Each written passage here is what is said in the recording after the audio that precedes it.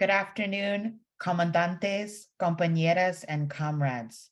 My name is Roshan Pinjwani, and I'm excited to welcome you all today to the Global Class War opening session of today's webinar. A big thank you to Comrades Sue Harris and Alex M. for their work on the lovely slideshow that greeted us today as we all logged on. The global class war theory that Sam Marcy developed with other comrades in the Socialist Worker Party in the 1950s has influenced Marxist debates well into the modern period. Any active socialist party in the US today has had a defining theoretical approach to this question of international solidarity, shaped their own approach to how they organize and function. But Sam's legacy is not only theoretical, it's in how we show up in the movement and in the streets. Sam Marcy and Vince Copeland were some of the organizers of the first demonstration in the United States against the Vietnam War. And the Workers' World Party Youth Wing affiliate group, Youth Against War and Fascism, joined the Stonewall riots during a time when other Marxist formations saw LGBTQ people as a distraction from the class struggle. It's no coincidence that today you'll hear greetings of solidarity from Marxist-Leninist formations across the globe. As a Muslim, an immigrant, and a queer person of color, I'm proud to call myself a member of the Durham, North Carolina branch of Workers' World Party. While I joined Workers' World well after Sam Marcy passed away, I am connected to him by a fierce commitment to our class. We've all seen the coverage of striking, fighting workers across the country: warehouse workers, nurses, educators, baristas, and railway workers. How many times have we all heard that phrase, unprecedented times, used since the beginning months of the coronavirus pandemic in the US? It's been used in everything from mass emails announcing layoffs to newspaper editorials explaining why more workers are in the streets for their rights. It's fast become a bit of a cliche. I do concede that these feel like circumstances that none of us could have predicted.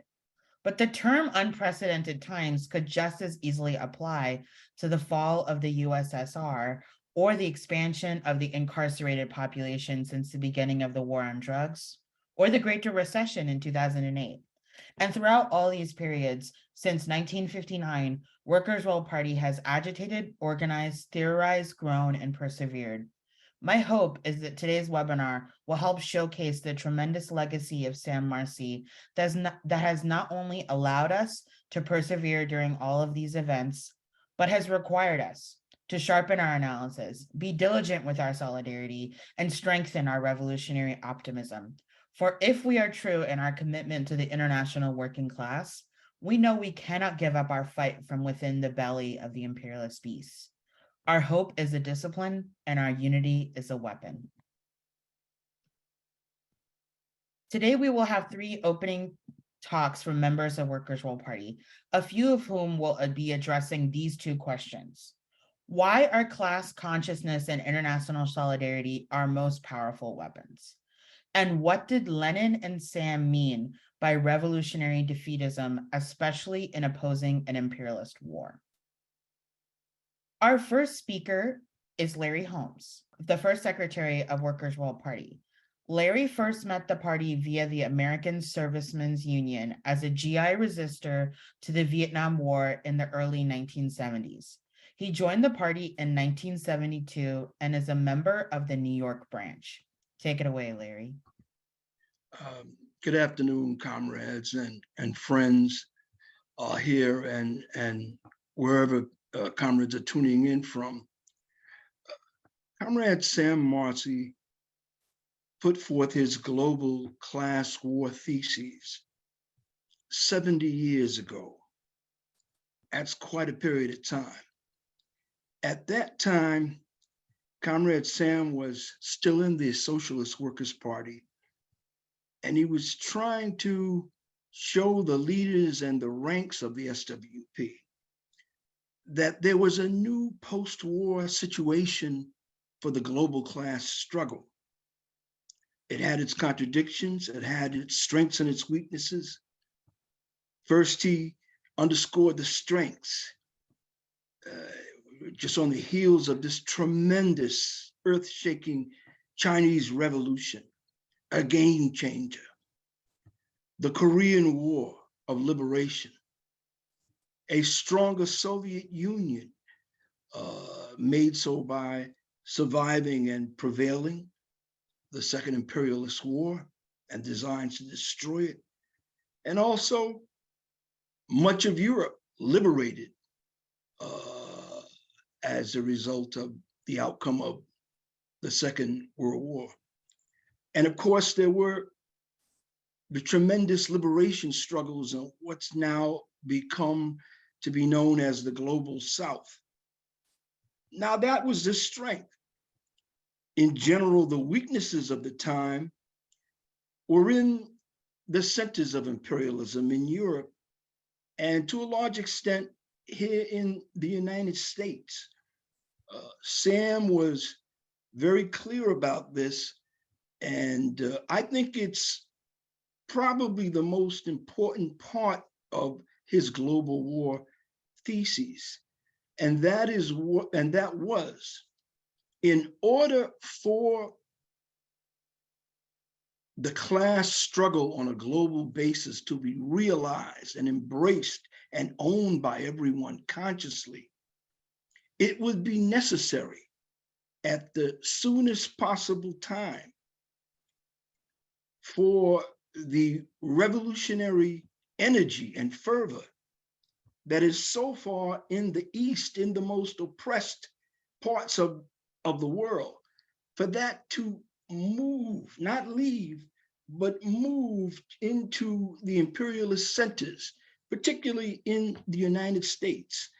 Sam, in his 53 document, called this the missing link, that is the awakening of the US working class, this powerful sleeping giant, and an understanding that what it does, what it's prepared to do, is not only immediately decisive for struggles here in the United States, but because it's the working class at the center of world imperialism, it's decisive for the entire world.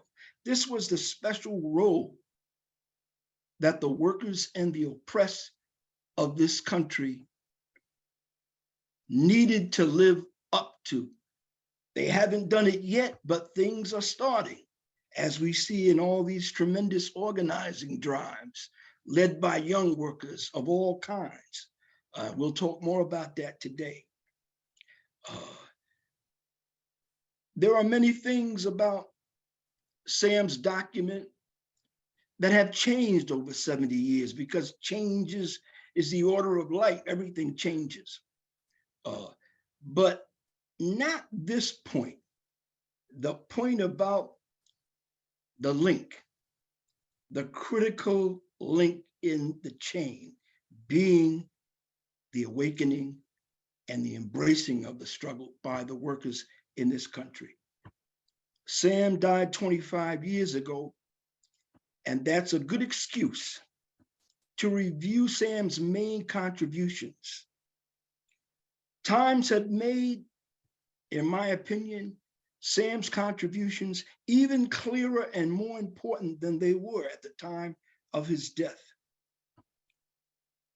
You can describe Marcy's legacy in a lot of ways: the reviving and the rebuilding of the revolutionary forces, but also the reviving of a worldwide working class movement, a revolutionary movement that has a world socialist revolution perspective. This was this perspective of the October Revolution, the perspective that the various detachments of the working class, while they may be geographically separated and separated by a lot of things, they are still together and they are still independent.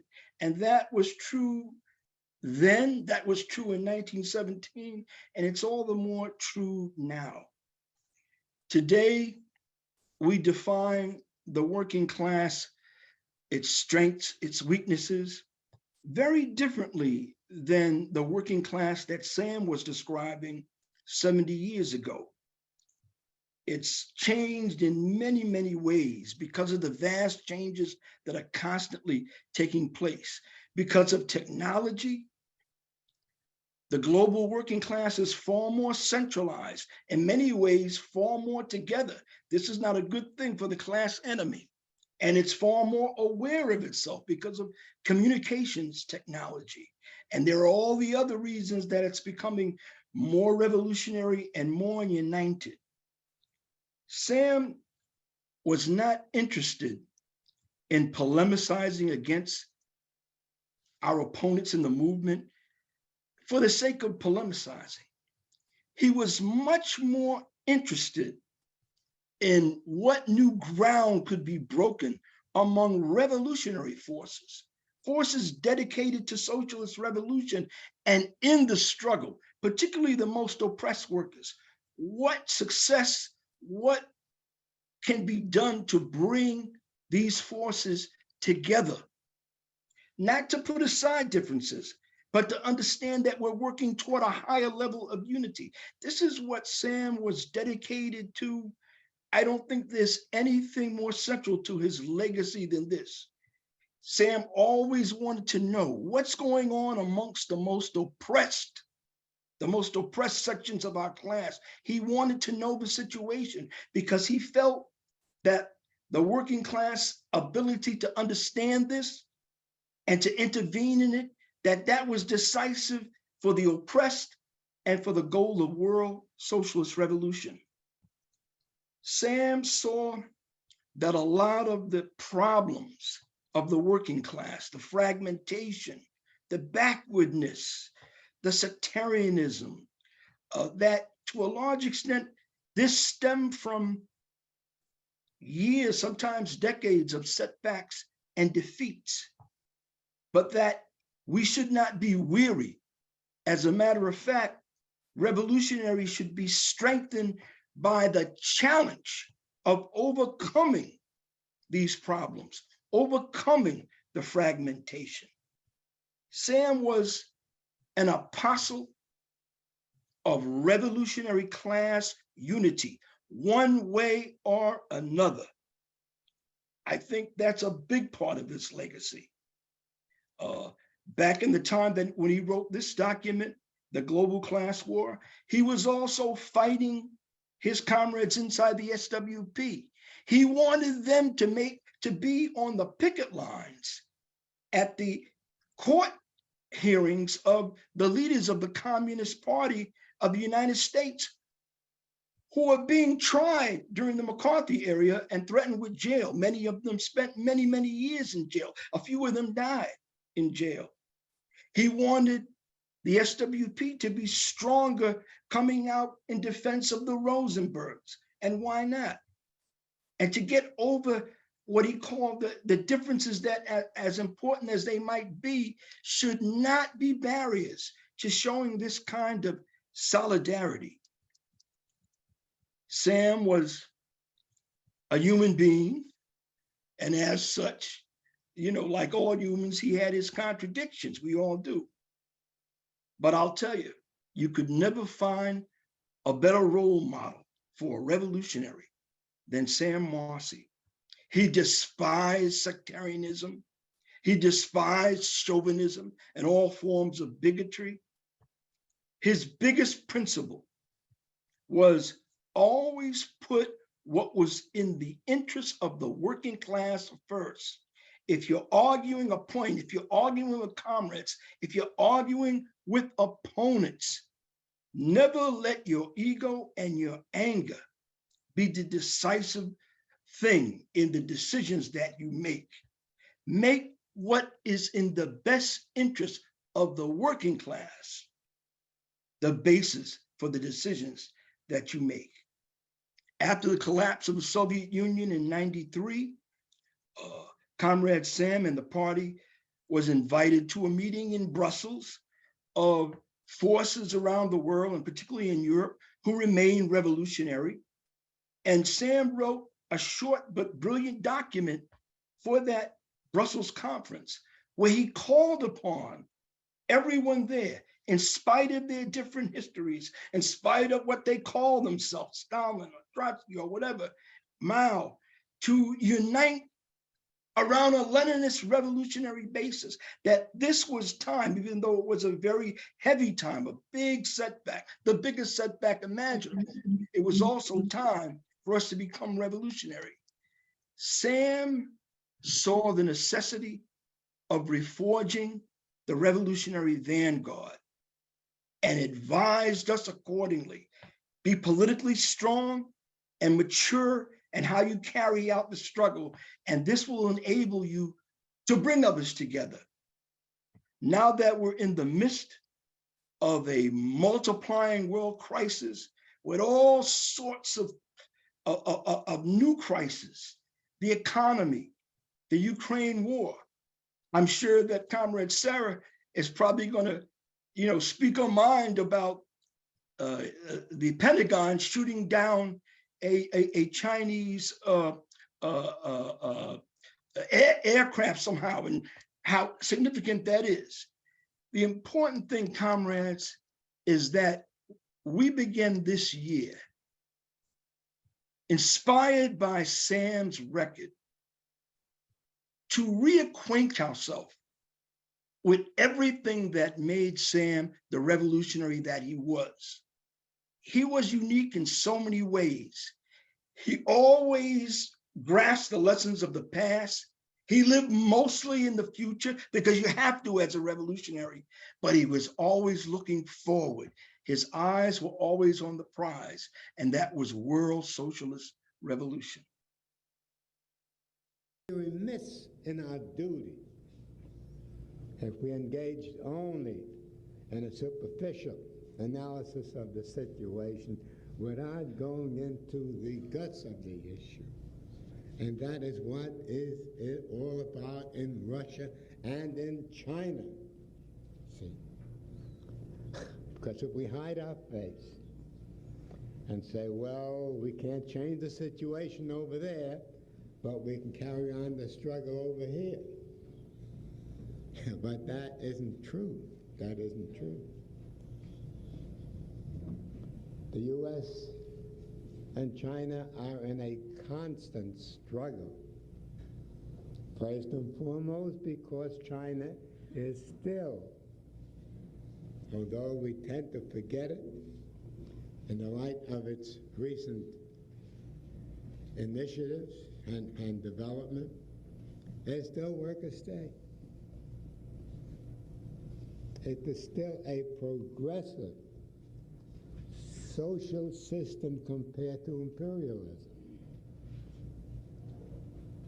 And while it has deviated in its politics dramatically over the years and is moving faster and faster in the direction of capitalism, we should not take the position that it's all over in China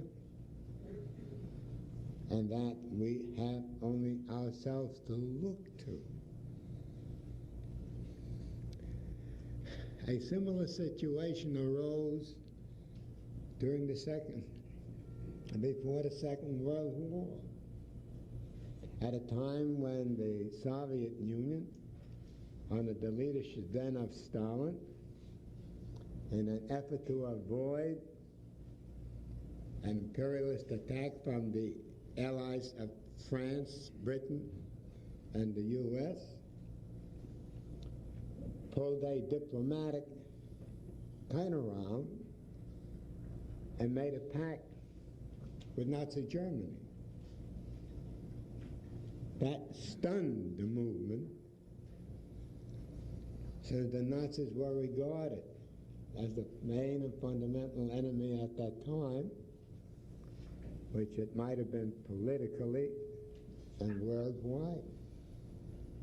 But from a class point of view, Hitler's regime was a capitalist regime, no less capitalist than France, Britain, and England. That the real fight between them, France, Britain, England, and Germany, was a fight over the colonies. a fight of who's to get who.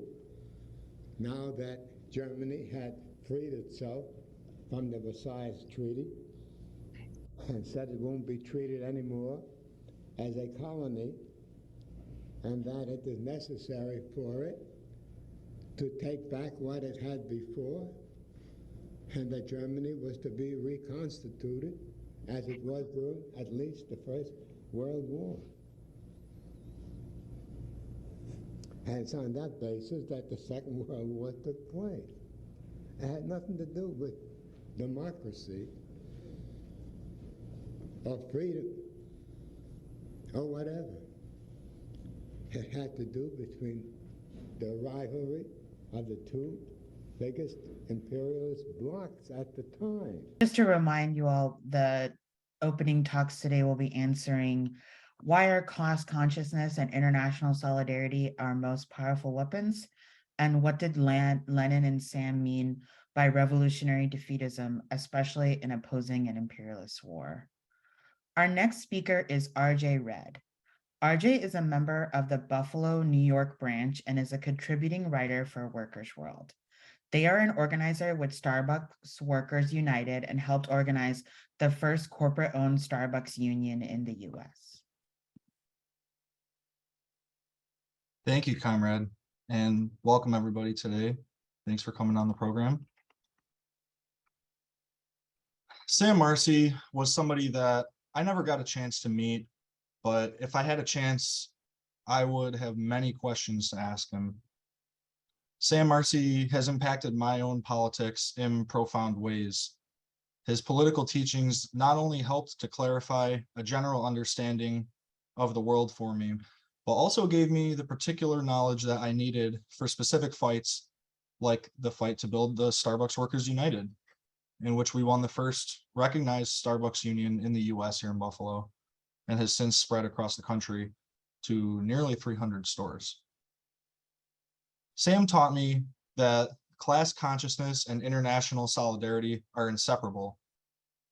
Once you understand the worldwide nature of the capitalist system, the imperialist system, you understand that you are in a global class war. You also understand that you have comrades and allies all over the world. Many organizations on the left use the term revolutionary defeatism, advocating for the defeat of one's own imperialist government in a war, something that's indispensable to us in stopping the US NATO-led imperialist proxy war in Ukraine. But Sam also spoke of revolutionary defensism, that is, in defense of our global class. This means defending the revolutionary gains made by our class and being clear about the fact that not only do we take up the defense of countries against imperialism on the basis of self-determination, but also that we defend worker states as worker states, regardless of any setbacks that occurred under the pressures of imperialism.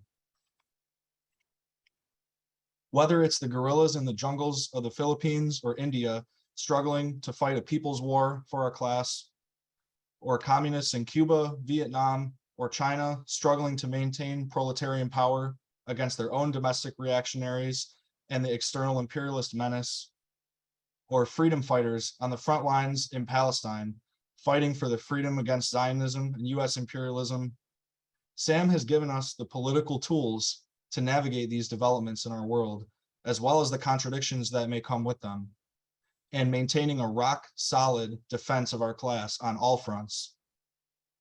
We must defend the burgeoning workers' movements at home and around the world, and defend those that have stood the test of time and stood their ground. Revolutionary defeatism and revolutionary defensism must go hand in hand.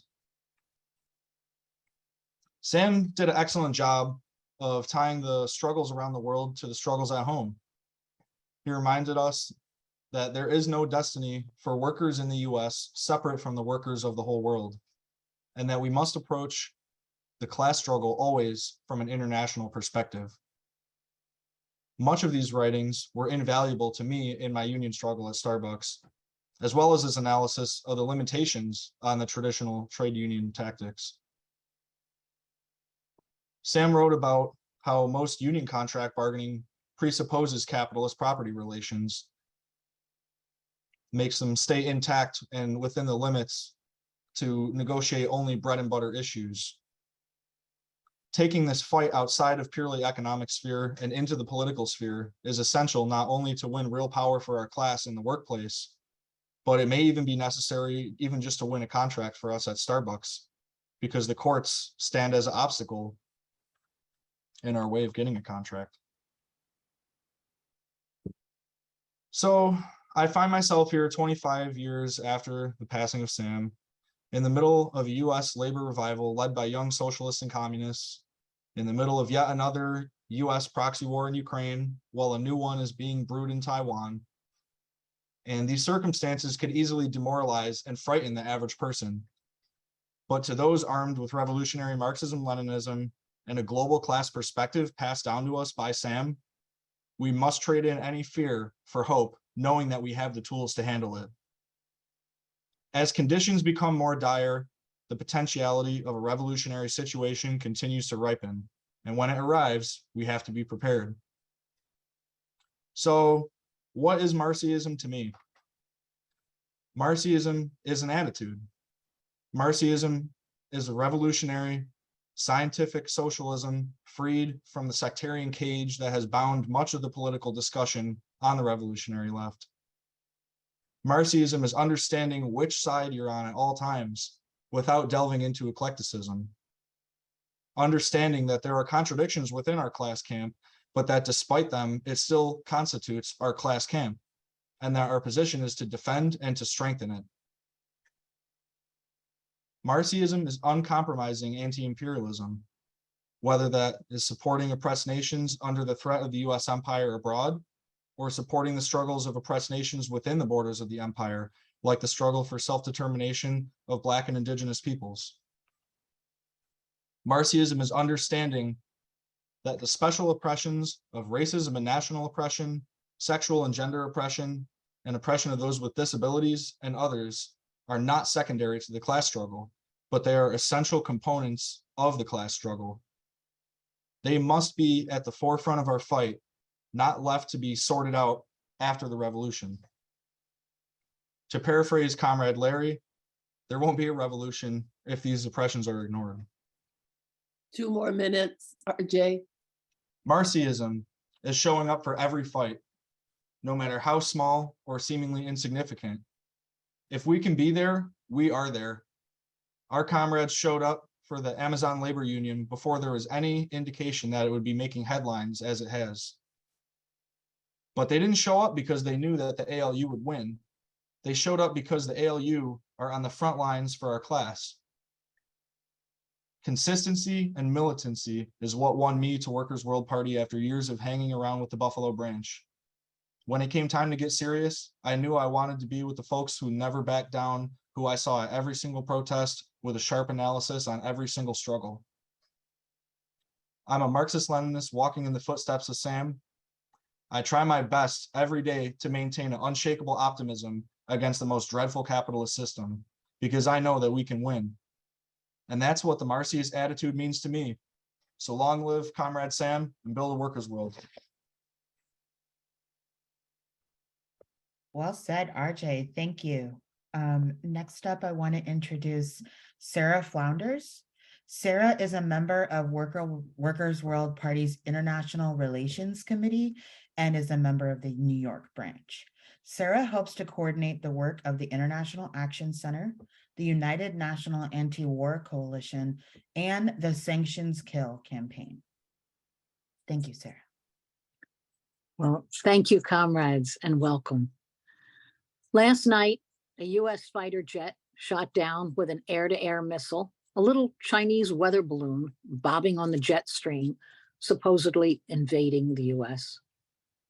More ominously, this week, a 4-star U.S. general in a leaked memo predicted war with China in 2 years. Air Force General Minahan, head of Air Mobility Command, predicted that the U.S. would be at war with China over Taiwan by 2025. He detailed the preparations, demanded stepped-up training and drills with specific orders, defeat China, prepare to fight and win, be prepared for deployment at a moment's notice. Air Force, Army, and Marines are on board. On January 5th, there was the largest ever launch from a US base of huge transport aircrafts as training for a naval blockade of China and a massive missile and air assault on mainland China, the Pentagon's air-sea battle strategy. China condemned this as reckless, provocative, and meant to put pressure. The Pentagon spokesperson said it was needed to preserve a peaceful, free, open Indo-Pacific. This includes Japan doubling its military budget and US access now to 9 bases in the Philippines. So while escalating the US-NATO war against Russia in Ukraine, the US is preparing at breakneck speed for war with China. It's a desperate effort to maintain US deteriorating global dominance. Means the US is willing to risk nuclear catastrophe because the ruling class fears far more the economic and social crisis confronting capitalism and the reemergence of the class struggle. So we opened this session with the question, why are class consciousness and international solidarity our most powerful weapon? To pose it another way, imperialist war is capitalism's chief weapon capable of breaking class consciousness. The video clip of Sam Marcy defending China 30 years ago warned that the US and China are in constant struggle. China is a higher social order. China's very existence is a threat to US imperialism. Sam Marcy's deepest concern was that the workers here in the US be always linked to, always show solidarity with the working class and the oppressed and developing nations under attack by US imperialism. Marcy was determined that we see the world in terms of class, the working class. That's why our name, Workers' World. It takes constant vigilance from the working class and the imperialist center to not be pulled in by social chauvinism, racism, and war propaganda. In every war, there are left and social democratic collaborators, political forces who jump ship, who side with, go along with the ruling class and their excuse for war. Now, in a powerful book, Bolsheviks and War, and in so many talks, Sam described again and again how at the start of World War I, the working class in Europe held hundreds of seats in parliaments, had daily newspapers, control of unions and major industries in France, Germany, Britain, Italy, and so on, all pledged they would oppose the coming imperialist war and use it for the liberation of the working class. But when the war exploded, every socialist party bent under the pressure, voted to fund the war, recruited for the slaughter. Everyone except Lenin and a small handful. They made a revolution when the workers turned against the war, as they did, as they will. Sam Marcy wrote and spoke again and again on the importance of confronting imperialist war, even if our numbers at the beginning are small. He pushed us to build coalitions, and especially to pull in organizations of the oppressed and workers' groups and community groups, get resolutions from union locals, look to the grassroots. Sam especially pushed us to oppose every form of imperialist war. Workers' World Party initiated most of the campaigns to impose sanctions, the imperialist starvation of developing countries, the economic weapon. Many peace advocates found it quite acceptable to promote sanctions, not war. Marcy was really determined to train a combat organization in Lenin's view of revolutionary defeatism. We are for the defeat of our own ruling class, the defeat of this monstrous war machine. We're not neutral. Every gain of the ruling class anywhere in the world is a defeat for the working class. When imperialism wins, it's a disaster for all workers everywhere. Consider the defeat of the Soviet Union in the decades-long Cold War. It was heralded by the ruling class and the Social Democrats as a new era of peace. The Cold War was over. They claimed that the trillions spent on weapons would now be spent on infrastructure, the great peace dividend. Every national peace organization in the US and Europe closed its offices and staff, literally disbanded. Workers' World Party was alone, in saying no. This means a new era of unrelenting war, colonial reconquest. This horrendous victory for the ruling class immediately meant open season on every developing country that had been protected under the Soviet umbrella.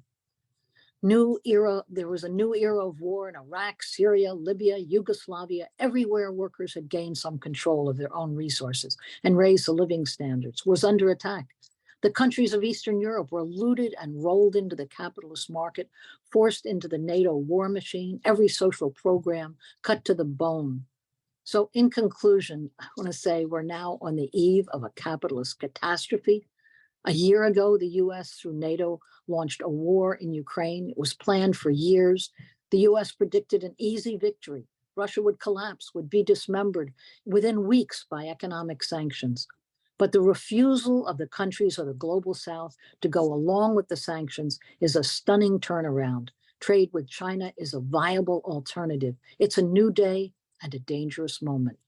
War with China is planned, so is war with Iran and Korea, continuing war with Russia in Ukraine, and Workers' World Party exists as a combat organization inside the working class of the US to challenge this relentless war drive. Build a workers' world. Thank you, Sarah. I really appreciate that. Now I am proud to introduce Sharon Eolis and Maddie Johnson. Maddie is a transgender comrade from South Dakota, now operating in the Portland branch. She has worked in history education and assisted living and believes socialism is the only counter to climate change. Sharon has been a member of the party since its founding in 1959 and is a retired nurse and union delegate on behalf of the nurses. Sharon, Maddie, and I will be reading a summary of some of the tributes to Sam, past and present. Okay. Take it away, Sharon. Okay, comrades and friends. Okay. Comrades and friends, we will read samples from the comments we have received from the worldwide workers' movement. All have paid tribute to this webinar and wished us success and urged the further collaboration of our parties. First, Workers' Party of Korea, known as the DPRK. Dear comrades, the Workers' Party of Korea is well aware of the life and exploits of Comrade Sam Marcy. He devoted himself to the struggle for realization of the working class cause. His activity in supporting Korean people and demonstrating solidarity with us will be remembered by our people. Comradely, Workers' Party of Korea, DPRK. Next is a note from the Danish Communist Party. Dear comrades, nothing is more relevant than sharpening our understanding of imperialism and sharing the understanding with the younger generation. The world is indeed troubled these years, threatened by a new Cold War, which the declining American empire is trying to impose on the peoples of the world. The Danish Communist Party says no to sending weapons to the proxy war in Ukraine, and we demand peace negotiations to stop the suffering of the working class in Ukraine and in Russia, and we say no to economic sanctions. And that's the Danish Communist Party says no to Cold War on China. Long live international solidarity, and signed from the Danish Communist Party. Thank you, Sharon. I'm going to read remarks from the Socialist Party of Bangladesh. Dear comrades, we pay our respects to the memory of the great revolutionary Sam Marcy and recall his active life which sowed the seeds of class struggle among hundreds of revolutionaries in the United States. The movement and interests of the proletariat in every country are rooted in the same perspective. It is therefore imperative that the political parties of the working class unite more closely in common interests. Our party and the Workers' World Party have had a long-standing friendly relationship. We believe that this solidarity and friendship will further enrich the working class movement of our two countries. The teachings of Comrade Sam Marcy will make our path smoother. Red salute to Comrade Sam Marcy. Long live proletarian internationalism, and long live fraternal relation with the Socialist Party of Bangladesh and WWP. Again, that's from the Socialist Party of Bangladesh. And now I'll read remarks from the Citizens Poll of Panama. Comrades, we appreciate Sam Marcy's consistent internationalism and his permanent attitude of solidarity with the peoples who fight for freedom and socialism. The threat of a new world war appears closer every day for humanity. While we cannot agree with how the Russian government is waging war in Ukraine, we must denounce the perversity of the United States and its NATO allies as the provocateurs of the conflict, the suppliers of weapons, to try to force a crisis in Russia at the cost of the lives of the Ukrainian people. In Latin America, too, solidarity and internationalism help our peoples to strengthen their struggle for political transformations that will allow us to overcome the domination and exploitation to which U.S. imperialism subjects us. Thank you. From the Citizens Poll of Panama. Statement from the Party of Communists USA. Dear comrades, in 1959, Sam Marcy founded the Workers' World Party, which has a long history of not only fighting against imperialism and in defense of socialist countries such as Soviet Union, Cuba, and Democratic People's Republic of Korea. WWP was also one of the first communist organizations to fight against homophobia and for gay liberation in the United States. WWP plays a very important role in the anti-war movement, having led the most important demonstrations against the Iraq War, Vietnam War, and other acts of US imperialist aggression in the last 50 years. The Party of Communists USA mourns the death of Sam Marcy and remembers him as one of the greatest fighters against imperialism and for socialism in the United States. Long live socialism, communism. Long live Marxism, Leninism. Long live the anti-imperialist struggle. Central Committee, Party of Communists USA. And now from Freedom Road Socialist Organization.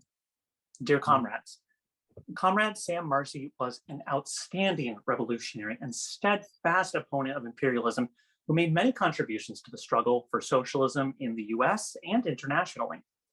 On a personal note, I had the good fortune to meet Comrade Marcy at the International Communist Seminar in Belgium and could not help but take note of the clarity of his views and consistency with which he advocated them. There's a deep and long-standing unity between Freedom Road Socialist Organization and Workers' World Party. Some like to talk about left unity. We practice it. We will never forget the assistance you provided us when we were facing FBI raids and grand jury repression. As Sam Marcy might say, we're on the same side of the barricades. Long live the unity between WWP and Friezo. Mick Kelly, Political Secretary. Go ahead. Okay. From the Union of the People of Galaxia, UPG. Comrades, we know that the teachings of Comrade Marcy have been fundamental in the formation of what today is the Workers' World Party, represents your party fighting for socialism in the heart of imperialism. That has not forgotten the principles of internationalism and solidarity with all the peoples who fight for our national liberation as a path towards a socialist future. Among his contributions, we dare to highlight a work of September 1993, in which started from Lenin's work on imperialism. He contributes with analyses that can help us situate some aspects of the delicate international situation marked by the war of Ukraine and the attempt of the USA to maintain its hegemony and unipolarity. Greetings from the Galactia, strength in the struggle. Union of the People of Galactia. Call for communist revival in France. Dear comrades, more than ever, when the various capitalist classes are getting their backs closer to the proverbial walls, the class struggle are likely to increase in intensity and unity, solidarity and clarity. Are urgently needed, for the class enemy will not go gently into the night. Towards such ends, we hope that the future will see solidarity and coordination of actions which will fuel our ongoing struggles. Today, the situation is urgently dangerous for the working classes as the specter of general war and worse of nuclear war is throwing the shadow over our worlds. Too many red lines are being crossed daily by the bourgeois cliques who are now are not free to openly and without restraint throw their support towards Nazis and fascism coalitions.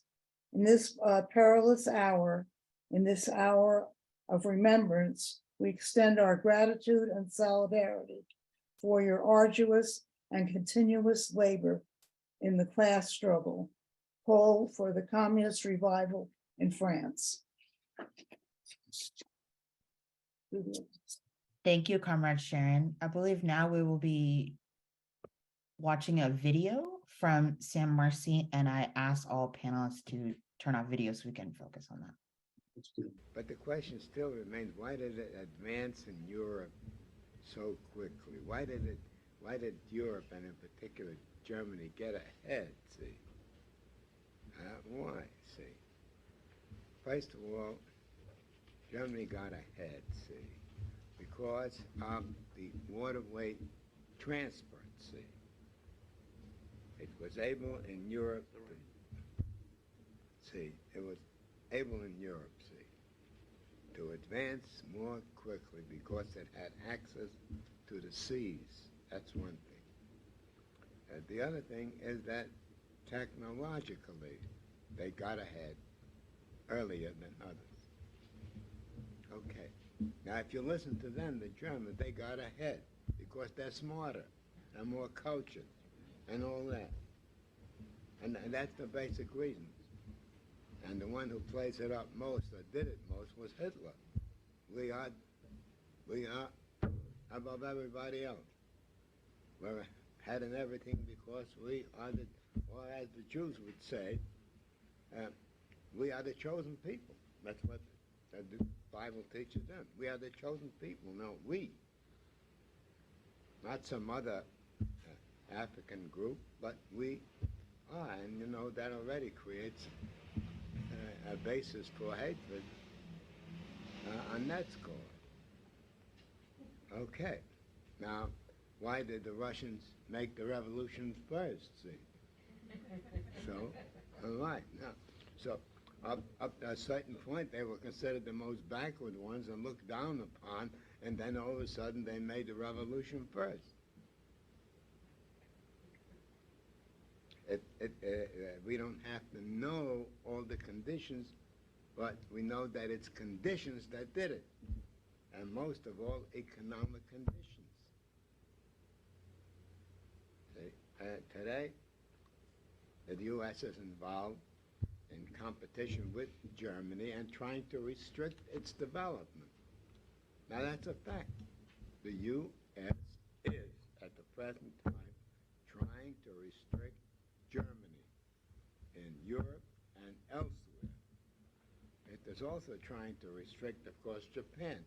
But in my opinion, it's only my opinion, they're not pushing as hard as they really are on Germany, because when Germany, it gets the edge, it also has the ability to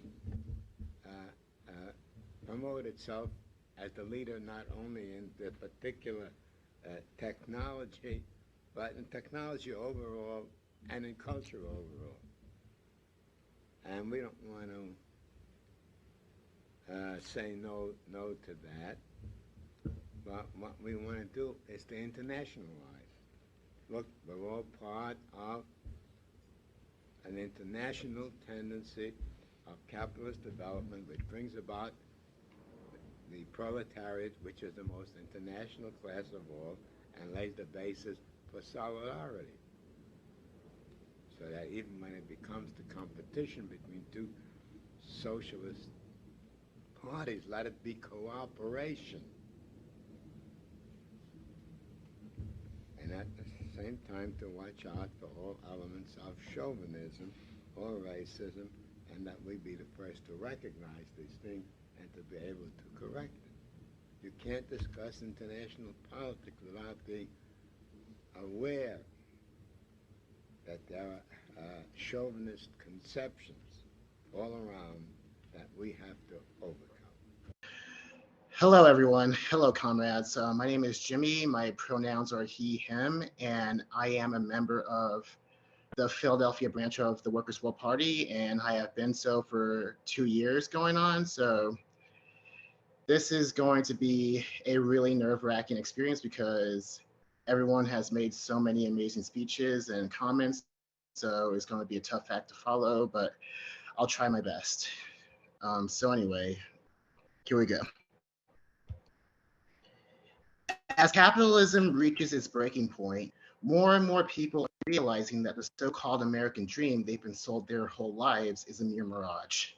The spark for many people was the Great Recession of 2007, when many people lost their houses, their jobs, their savings, and any semblance of a stable future.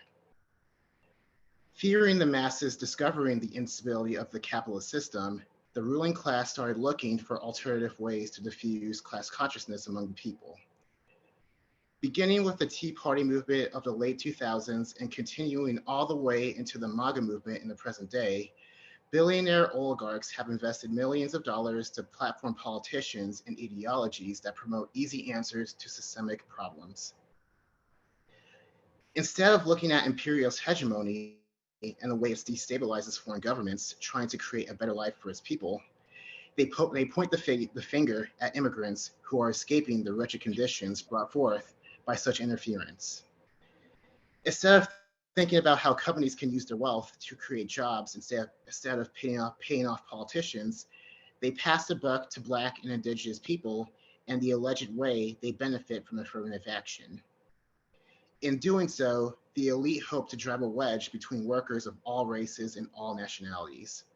And more importantly, they erase the ongoing disenfranchisement of Black people, Indigenous people, and immigrants alike.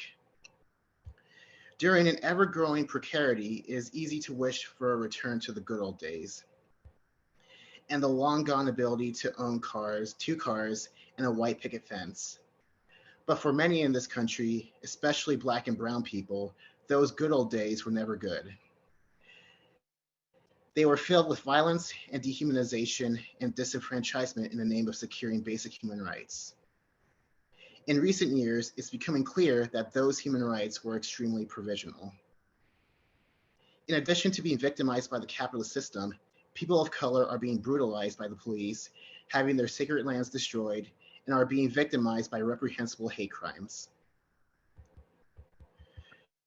Through their common culture, shared by centuries of marginalization under a country based on slavery and genocide, many people of color racial groups in the United States fit under the Leninist definition of nations. As nations oppressed under a legacy of settler colonialism and capitalism, Black, brown, and other people of color are entitled to a complete autonomy and self-determination to resist a dominant nation whose very existence depends on its disenfranchisement, whiteness itself. Sam Marcy, the founder of Workers' World Party and the comrade who we are honoring today, put it succinctly when he said that there cannot be any unity between the workers of the oppressed and oppressing nations as long as the workers of the oppressing nation do not recognize and do not advocate the right for oppressed nations to self-determination. As the specter of fascism tries to divide the workers along racial lines, It threatens the ability of comrades to recognize not only the oppression of Black and Brown nations, but the hegemonic forces which thrive on its disempowerment. Having said that, we will now hear from our panelists of party speakers who will be addressing the following questions. A, why did Sam stress that understanding the national question was the acid test of the correctness of a Revolutionary Workers' Party program in relation to class oppression in general? And B, why is defending self-determination an important component in building class unity? And so first off, we will introduce Monica Moorhead, who is a member of the New York branch, a Workers' World managing editor, editor of the Marxism, Reparations, and the Black Freedom book, and also a 3-time former presidential candidate. So whenever you're ready, Monica, take it away. Oh, thank you, Comrade Jimmy, and welcome everyone to this important webinar. Comrades and friends, Sam Marcy made the following quote at the end of his 1984 article, quote, "Black nationalism and white chauvinism, Marxism and national oppression," end quote. We promote and must propagate the right to self-determination, but which road to take for liberation must be decided by the oppressed nation itself. A revolutionary working class party promotes class solidarity, irrespective of which option an oppressed nation chooses. The neutrality of the party in this respect is the strongest pillar of working class multinational solidarity in the struggle against capitalism and imperialism. The bourgeoisie denies and closes the road to both separatism and integration. They neither wish to complete the bourgeois democratic revolution for political equality, nor allow social and economic equality, nor will they permit the development of a movement for an independent, separate state, end quote. Sam defended the Reverend Jesse Jackson, who allied himself with the former leader of the Nation of Islam, Louis Farrakhan, when Jackson was running for president on the Democratic Party ticket in 1984. Jackson came under vicious attack for accepting Farrakhan's endorsement, but both Farrakhan and Jackson were labeled as being anti-Semitic on the part of the ruling class, to drive an artificial wedge between Black and Jewish people. These individual attacks were a smokescreen for attacking the Nation of Islam, a Black Muslim mass organization founded on the principle of separatism in response to racist state repression. This is an example of self-determination for all revolutionaries and communists must and should defend, regardless of agreement or not of one's program, to demand any formal equality denied systematically by the powers that be. Fast forward almost 40 years later, and Sam's words still ring true. Just a few days ago, one of 2 Muslim women representatives in Congress was ousted by the Republican-led House of Representatives from the powerful House Foreign Affairs Committee, accusing her of being, quote, anti-Semitic. This is the same representative, Somalian-born Ilhan Omar from Minnesota, who was attacked along with 3 other women of color representatives during the Trump administration. It is less controversial to defend Black people when they are being fatally shot by police or white vigilantes. But when it is an individual whose position lies within a reactionary institution, such as the Democratic Party, there is more gray area because of the unfortunate white chauvinist views regarding nationalism of the oppressed on the left of leftists, as Sam alluded to in the video clip.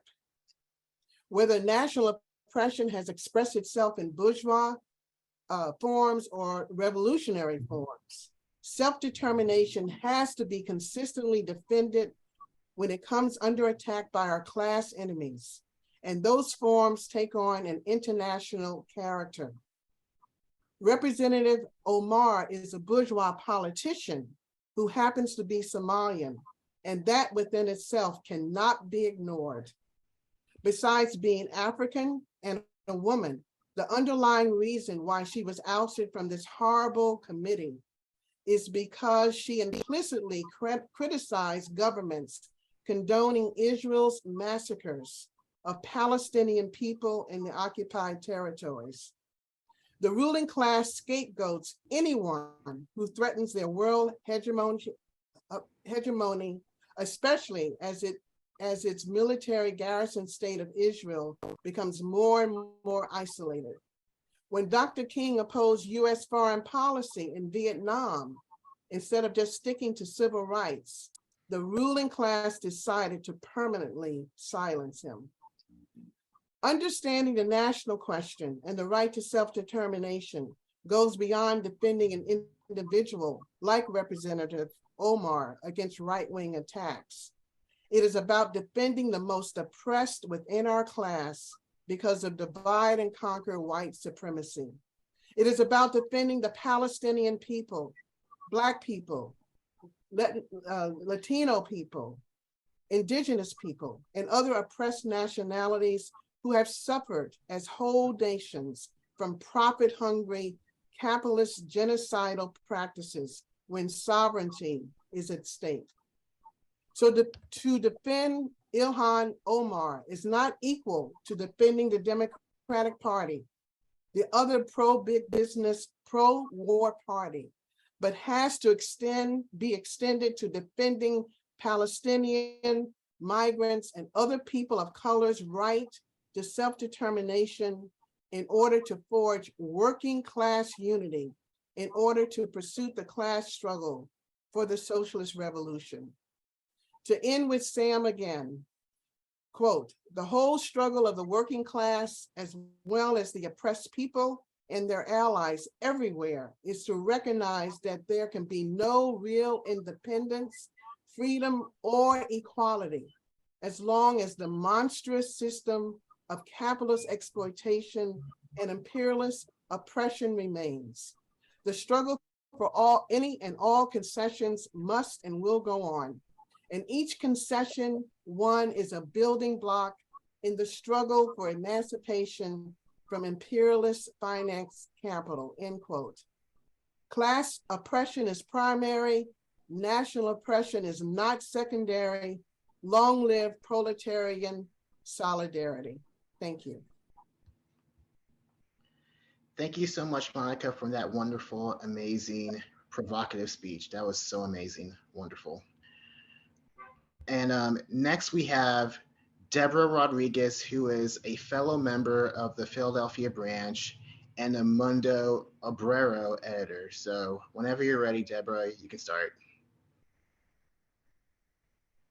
Thank you, Jimmy. Peace, peace. Thank you, comrades, for having me here today. In order for any organization to even consider destroying the system of imperialism, white supremacy, Western hegemony, it must defend the self-determination of the most oppressed Black, brown, and colonized nations of the world. Puerto Rican people on the mainland and US have been a colonized nation for over 400 years. The people have struggled and fought for their land and the right to live a dignified life. Since its arrival on the shores of Puerto Rico, the US has ruled over the archipelago with policies that have extracted the self-governance powers that should be in the hands of the Puerto Rican people. The imposition of the Jones Act, the Gag Law, and the Foraker Act, combined with the unbound pillaging of our land and control of our economy by foreign invaders and some of our own compradors, have shown this has been a class war waged on the Puerto Rican people. My people have resisted from day one, with the firm and unrelenting understanding that we have to control our destiny as a nation. From the antillano and abolitionist Ramon Emeterio Betances, to the nationalists who stormed the Capitol in 1954, Lolita Lebrón, Rafael Cancel Miranda, Andrés Figueroa, and Ervin Flores Rodriguez, the leadership of Albizu and Juan Antonio Corregel, to the solidarity of Roberto Clemente with the Nicaraguan people, the love that the Young Lords Party had for the people to take over Lincoln Hospital in Bronx, New York, to demand free health care. Former political prisoners that laid themselves on the line for the revolutionary love for their people, such as Oscar Lopez Rivera, Luis Rosa Perez, and Ana Belén Montes, recently released after years of serving a sentence in solidarity with the Cuban Revolution. The same fight lives today in the voices of the Puerto Rican masses, demanding the ousting of a foreign electrical company, Luma, that's replaced union-protected jobs for Puerto Rican people with foreign consultants, persistent increase in electrical bills, all while people experience blackout that places them at health and physical risk. The people have resisted against the Promesa Act passed by Obama and its governing board, La Junta, a group of people who are enemies of the Puerto Rican working class. The green policies that impact education, pensions, salaries, healthcare, and the theft of our land. And our conditions here in the US are no better. Puerto Ricans in the US are often struggling with similar conditions they face in the mainland. The poverty rate is slightly higher among Puerto Ricans in the US than other Latino groups. Puerto Ricans are among the 56% of the Latino population who are part of the unjust criminal justice system. Evidence that being a citizen of the US doesn't translate to a decent and just life. These conditions are similar to those faced by the global South and the internal colonies of the US.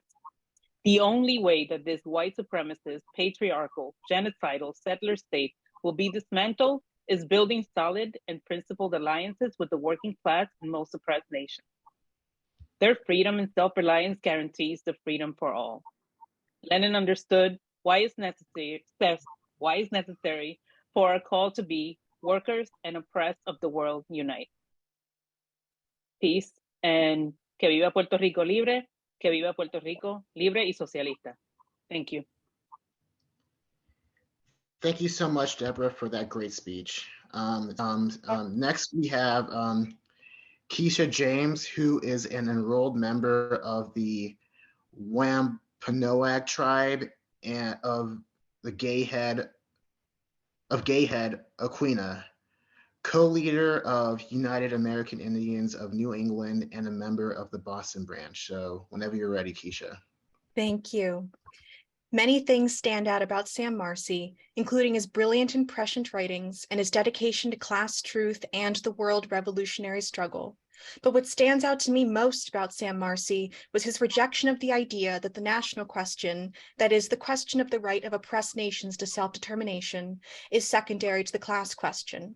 In this country, founded on the genocide and stolen land of Native Americans and built by enslaved Africans, many white leftists tend to dance around the national question as it raises many uncomfortable questions. Chief among them, can there be unity between white workers and oppressed nationalities?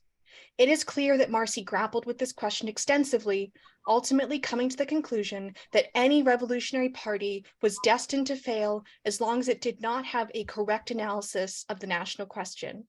As Marcy wrote in 1983, quote, "Upon the solution of the national question may very well depend the destiny of the working class in the struggle against capitalism as well as the future of socialism," end quote. It is for this reason that Workers' World Party has always defended the right of oppressed nations to self-determination, and why Marcy considered the national question to be of the utmost importance. This idea of the national question being a primary concern was groundbreaking in itself, but Marcy took it one step further by including Native nations in his analysis. Despite the fact that hundreds of Native nations are held captive in this prison house of nations, our inherent and ancient sovereignty is rarely recognized by many who call themselves Marxists, and we are almost always excluded from analyses on class and race in the United States. When thinking about the national question in the context of Native peoples, it is important to remember that we are ancient and legitimate nations, and that our sovereignty does not originate from a settler government, but is instead inherent. It is essential in any future revolution that the concept of land back be respected, that Native nations be able to choose their systems of governance, and that the very common, gross, paternalistic view of the so-called Great White Father, the government, looking after his children, the Indians, be eradicated. Marcy was one of the first Marxist thinkers to grapple with what self-determination might look like for Native nations, and the fact that he referred to the national question as an acid test of the correctness of the general political program of Marxists speaks to his commitment to the liberation of oppressed nations. Marcy's thinking around Native self-determination continues to influence the party to this day and has resulted in over 50 years of Workers' World Party support for the Native struggle.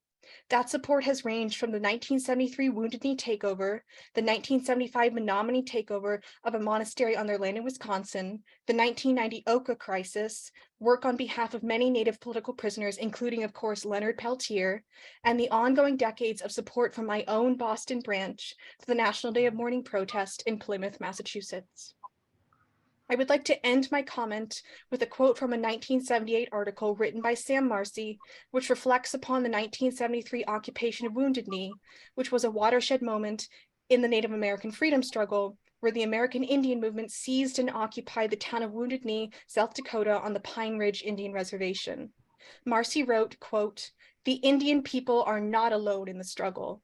They are a great and glorious detachment of a vast and invincible army of the oppressed and exploited that is rising all over the world in the struggle against the fundamental enemy of humanity, with its citadel in Washington and Wall Street." It was not for nothing that Lenin expanded Marx's slogan, "Workers of the World Unite," into "Workers and Oppressed Peoples of the World Unite." This union of the working class and the oppressed is the invincible protagonist that will ultimately overthrow the decadent ruling classes and reconstruct society along rational lines, without privilege, without oppression, and without exploitation of any kind. Only this union can spare the world the havoc and destruction the decadent ruling classes will unleash if they have their way and are not stopped on their reckless, mad road of plunging the world into a Holocaust. Only this union can lay the basis for a socialist transformation of society by the abolition of the capitalist system and the casting of its ruling class into the dustbin of history. Thank you. Thank you so much. Next on the itinerary is Gloria Rubach, who joined Workers' World Party over 50 years ago in Houston and is a founding member of the Texas death penalty abolition movement. So whenever you're ready, Gloria. I am having trouble starting my video. Oh, okay. Good afternoon.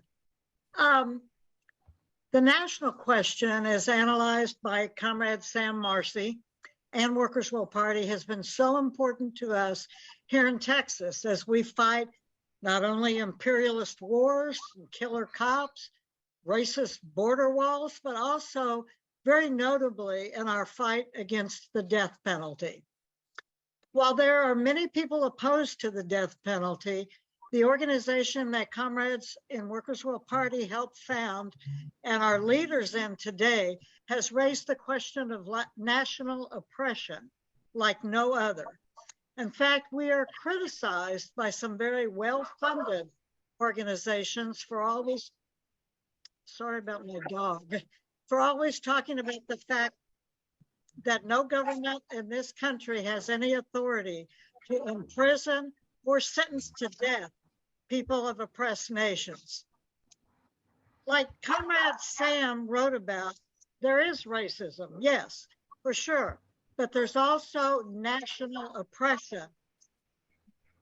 Because Black, Native, and Indigenous people are oppressed nations within the boundaries of the US, they have the right to determine their own destiny, their own lives, and their own political decisions. One of the first death row cases we worked on here in Texas back in the 1980s was that of a man named Clarence Branley. Clarence was a Black man who was a custodian at a high school in Conroe, just north of Houston. There was 4 other custodians who were all white, and a young white woman was killed in a volleyball tournament or during a volleyball tournament before school started in 1981. So there was an outcry to find the killer before school started. Well, they arrested Clarence and an older mentally disabled man and took him in. One of the cops looked at them and he pointed to Clarence and he said, "One of y'all is going to hang for this." And Clarence, since you're the N-word, you're elected. Clarence spent 10 years on death row and faced several execution dates before a mass struggle finally freed him. Comrades, here in Texas, fully 75% of those on death row are people of color. And keep in mind that Black people are only 12% of the people in Texas, from the cops to the courts to the prisons. The racism and oppression against these people is, well, prevalent. We say that executions are legal lynchings. We know the history of where executions came from. We say that they are racist and anti-poor, and it used to surprise us how critical people were of us, even though they were opposed to the death penalty. They'd say, well, you don't have to always talk about race. Well, we do this because we want all people to be involved in the struggle to abolish the death penalty, including those who look like the people sitting on death row. And we're the only death penalty organization anywhere that is truly multinational. It's because of Comrade Sam's writings that we have learned how to incorporate the national question into our active work against executions. We're based in a 50-year-old Black community center, and the only split we've ever had in our organization was when, when some people left because they said, we shouldn't be housed in that center. The neighborhood is too dangerous. Well, we thank Sam for explaining the relationship of the class struggle and the national question. He taught us well. We carry on in his memory as we fight for the liberation of our class here in the US, whether in the streets, in the universities and study groups, or in the prisons.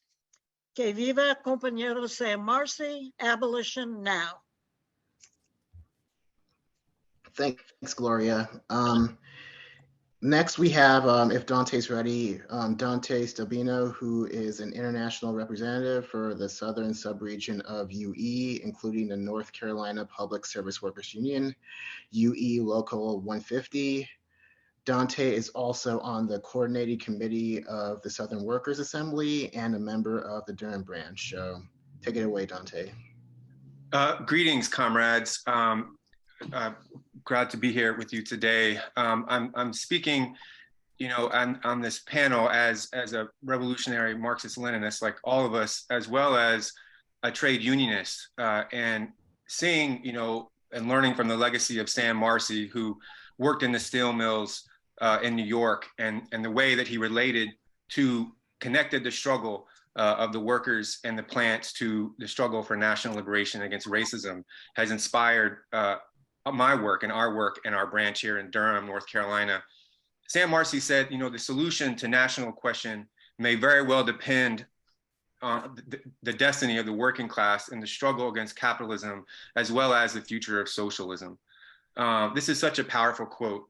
For our work here in Durham, rooted here in the US South, we recognize the centrality of the Black freedom struggle as it connects to the struggle for workers' power and revolution. We have to acknowledge that nearly 60% of all Black people in the United States live in the southern states.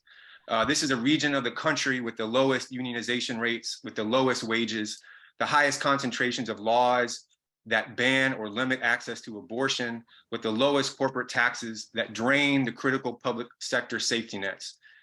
This is a direct result of the white ruling class in this region being terrified of the masses of Black workers having any power, and of the direct failures post-Reconstruction after the Civil War to really build a full revolution. Sam also said, to many in the progressive and working class movement, the relationship between national oppression and class conflict appears as a choice between two supposedly contradictory phenomena. When I first joined the party, I was really, really impressed. The first party conference I came to in the early 2000s, the slogan of the conference was class is primary, but national oppression and racism is not secondary, right? Meaning that as a party, we see that it's not contradictory to hold up the struggle for working class revolution at the same time as we hold up with the same vigor that we hold up the support for liberation movements. And in fact, we can never see true revolution if we don't uphold liberation struggles. We do not sublimate the class struggle. We do not sublimate the Black liberation struggle or other national liberation struggles to the general working class movement. We fight to uplift the most oppressed. In the context here in the South, that's to build support and leadership of Black workers. This is a task we've carried out as we follow the leadership of comrades and Black Workers for Justice by digging into Black majority public sector workplaces like sanitation workers, water department, housekeepers at the universities, mental health workers across North Carolina as we build the North Carolina Public Service Workers Union, UE Local 150, and also link this to a broad South-wide network of worker cadre called the Southern Workers Assembly. Our view is to lift up the voices and conditions of Black workers as a guidepost for the entire working class. By winning over white workers to this struggle, we also lift up the conditions of all workers. When talking about the connection of the national liberation to advance the struggle for global revolution, we must acknowledge that many advances here in this country, in this capitalist country, advances in expanding access to public resources, always try to co-opt the energy and often the initiative of the Black freedom movement, whose initiative has created many public programs. For instance, in this country, we would have no public education at all without the Black freedom struggle. It was Black people who created their own first schools, who led to the establishment of the public school system to access for all people, as we know it today. And as Lenin said, when workers and oppressed of the world unite, we can build a mighty movement beyond the containment of the capitalist system. And as Marcy described, talking about that slogan, the so-called progressive, peaceful, and competitive capitalism had evolved into monopoly, which not only required vast expansion at the expense of oppressed people around the world, but also exacerbated and intensified every type of national oppression at home. Let's continue to make the connections between the devastation of the US war machine and imperialist bankers across the globe with the struggles of everyday workers here and the liberations of the nationally oppressed to win power. This is our only path to global socialist revolution. Peace, comrades. Thank you so much for that wonderful speech, Dante. Thank you. Next, we have Ed Childs, who is a former chief steward for Unite Here Local 26 that organized major strikes and walkouts and led union delegations to Cuba, Iraq, and Vietnam. He is a founding member of the Boston branch. So whenever you're ready, Ed, the floor is yours. Thank you, Jimmy. I want to talk about a particular struggle that we had here in Boston that Sam helped orchestrate. And it dealt with not only the working class, but it was a big part was the national question of self-determination. And it was in the 1970s when the NAACP won a court case to integrate the Boston school system. Boston was the last major city in the country to have this school system integrated. What he showed us was you have to assess the whole situation. The situation then was similar to what we have today. The high unemployment, there was a huge economic crisis in the 70s, high inflation up to 20%. And the right wing was moving strong. The right wing was developing a fascist movement throughout the country, and its core was building up in Boston. There was a organized fascist movement here. It was huge. It was developed over 6 months. They had demonstrations every week from 20,000 down to 2,000. And when the buses rolled in September, every station, news station in the country showed buses of Black children being stoned, and not one police officer stopping it. The Boston police had actually voted to not protect Black children going to school. And so the state had to bring in state troopers.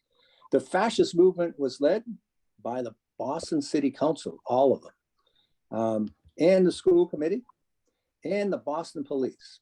Now, the party says that we have to do something. And we tried to do little things. And Sam said, no, we got to do something big. So assessing the economic situation, the fascist movement, and the attacks on the Black community and Latin communities, what we assessed was there had to be a national march. And it had to be significant. So the comrades in Boston, we used to hitchhike down to New York every weekend and talk to Sam about what to do. And the first thing we've got to do is bring the Black community and get them together and see what they want done. And we did. There was two factions, one behind the NAACP who had fought hard for the integration of the schools. And there was another more nationalist movement, which had one huge schools of within the Black community, which were going good. So we had Black leaders that we got together with, and they formed a united front of the Black community under the slogan, "We say no to racism." That it wasn't, so that was self-determination, because you didn't take one side or the other. And so what we did from there is that with the leaders of the Black community, we started building within the working class. And what we did is we met with the tenant unions, the community groups, environmental groups, school groups, PTAs, and formed a very hardcore group. It was very difficult because the fascist movement was violent. And then Sam said, what we got to do now is we got to go after the unions. We can't disallow the fascists to have the unions. The leadership of the AFL-CIO was silent, but we went after some of the unions, and 7 unions opened up their doors to us. There, we got to talk to the union membership and formed the union contingent in our march. So it was quite successful. We did weeks and weeks of organizing. We got 30,000 people to march. We did over 100,000 leaflets. We organized community organizations, and we put a stop to the fascist movement. They could not grow, and they pretty much dissipated at then. They haven't had a huge march since then. Obviously, they're growing now. The lessons of that was, one, we can take, as Marxists, we can take these struggles on. The national question was core. Other groups had tried to do something. They didn't take in the national question. They couldn't get their first step in. Also, you had to be willing to take on the fascists. You had to out-organize them. And from that, we recruited our tough fighters. That's what Sam wanted. These are the fighters that we wanted. They understood the national question. They understood organizing. Today, we see the same conditions. The economic crisis is starting to deepen. Unemployment is starting to come in. Inflation is starting to rise. And there is the right is moving. The fascist movement is starting to grow. Very similar to what we had then. And we got to learn the lessons of Sam Marcy, that we can take it on but it's done through assessing, through Marxist understanding of the economic situation, the situation with the working class, the Black and Latin communities, and do what needs to be done and do it. Today, we see that the union movement is actually smaller and actually probably more reactionary than it was back then. Today, we see the heads of the AFL-CIO going to Afghanistan and supporting a fascist movement there. But we have some inroads to the unions. We've done a lot of union work. And so we've got to use what we got, get into the working class, and use the tools, self-determination, the national question, and how to organize the working class to make a revolution in this country. Thank you very much.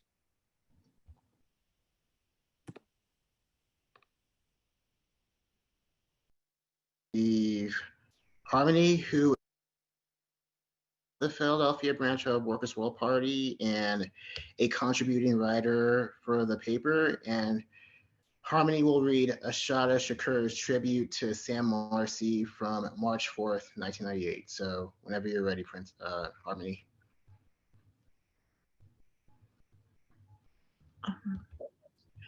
It is not often when we are lucky enough to find a person who is willing to devote his or her entire energy to a struggling for a better world.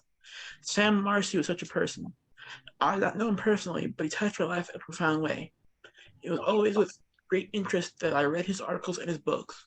Of course, I did not agree with everything he said, but he made me think, helped me to reach within myself, to study, to analyze, and to grow. He was a thinker and doer. He was a sincere man who dared to wrestle with complex theoretical matters. He had the discipline and energy to take firm positions and to be faithful to his revolutionary convictions. He was a man who was greatly respected by progressive activists of different political tendencies. He is a man who will be remembered. He is a man who will be sincerely missed. With respect and solidarity, Ashada Shakur. Thank you so much for that. And last but certainly not least, we have Maya X, who is a member of the Disability Justice and Rights Caucus and is a member of the Boston branch, and will read Mumia's tribute to Sam from March 14th, 1998. So whenever you're ready. Revolutionary greetings, comrades and community. I will read this message from Mumia Abu Jamal.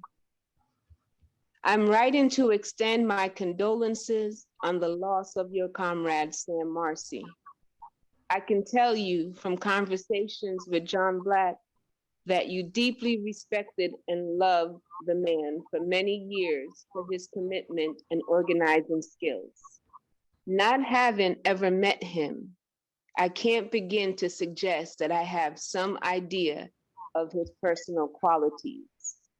I do know, however, of his impressive organizational and propagandistic skills, and I can only admit my admiration that he has left a young, vital, politically adept cadre behind him is one hell of a tribute to him. The many and various movements that Workers' World is involved in for workers, for national minorities, for the oppressed on behalf of a radical anti-imperialist idea is a further tribute. Thus, my condolences are mixed with that acknowledgement. With my best wishes, Mumia Abu Jamal. As I read the statement from political Mumia Abu Jamal, I envisioned Comrade Sam Marcy raising his fist to say, brick by brick, wall by wall, we must free Mumia and all our political prisoners now. Onward, comrades. Thank you. Thank you.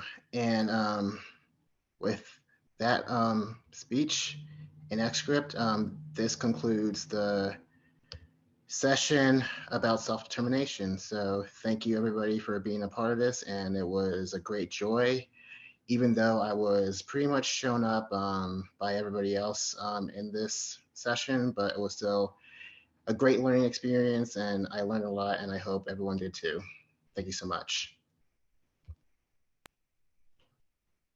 Nationalism, either the nationalism of the oppressed or the oppressors. See, we are for the nationalism of the oppressed and the struggle against the oppressors, but that's about it. See, we're for proletarian internationalism, for communist internationalism. That's what's important. And we are not the hasty vanguard elements to defend, well, you get capitalism started in Europe, and therefore the socialist movement started in Europe, and therefore we're first. Now, that's the thing you want to completely avoid.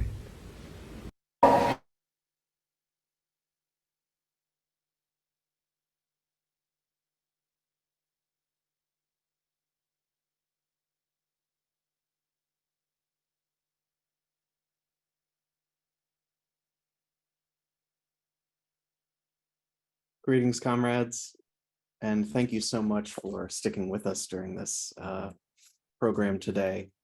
My name is Teddy Kelly. I am on Workers' World's Executive Committee. I'm also co-chair of the Prisoner Solidarity Committee of Workers' World Party, along with Marinda Chrisman in Houston, Texas. This final session for today is about turning our face to the working class, and that's why we just watched that short clip of Sam Marcy talking about proletarian internationalism.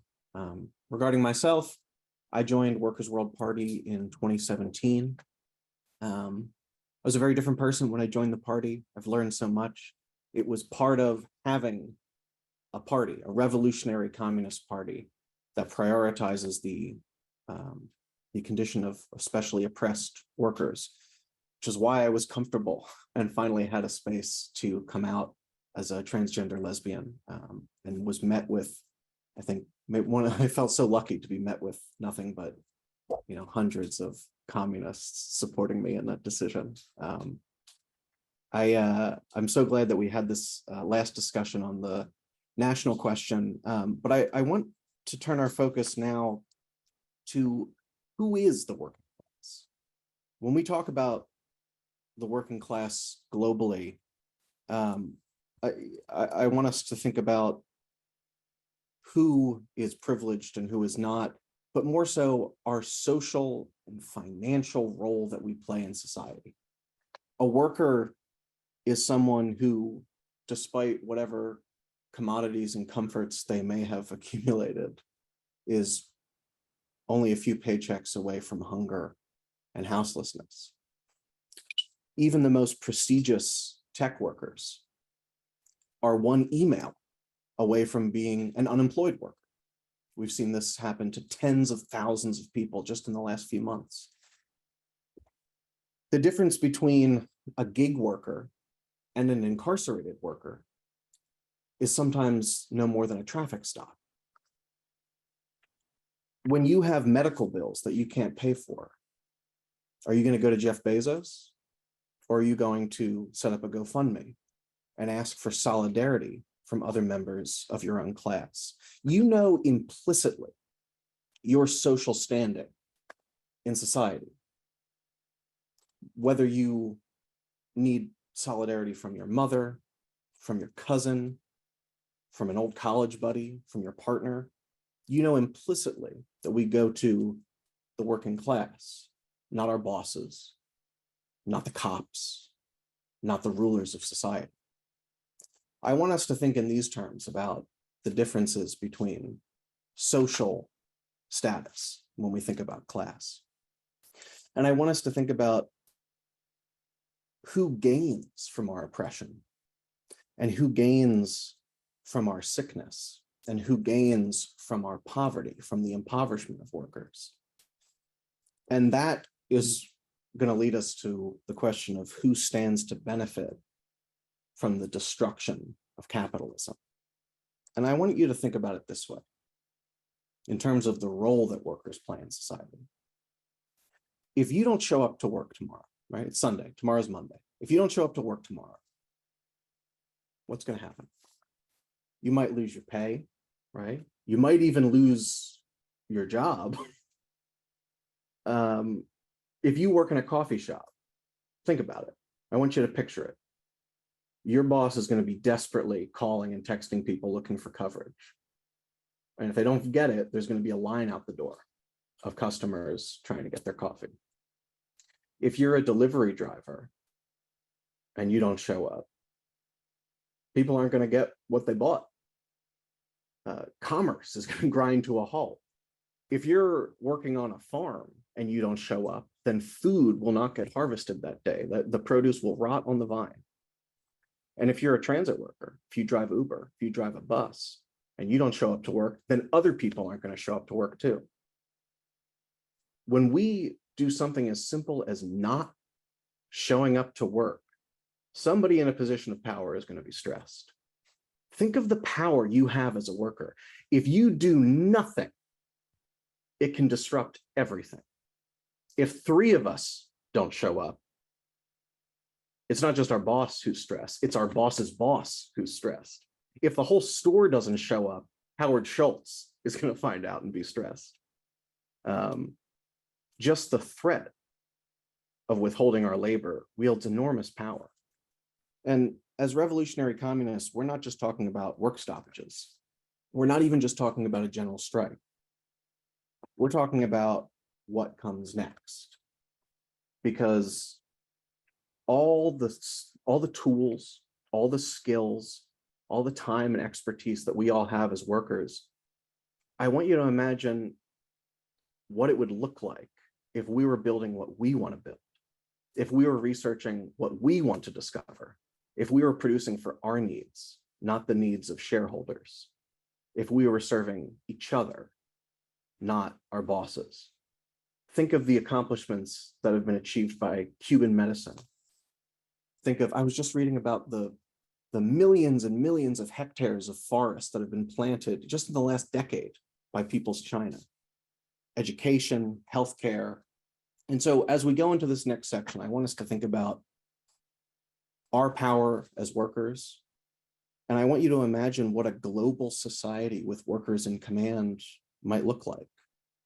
Not just tomorrow when we go to work, but 10 years from now, 20 years from now, 100 years from now. And it's with that in mind that I want to introduce our speakers for this section. We're going to hear from our final panel of party speakers right now, some of whom will be addressing these questions.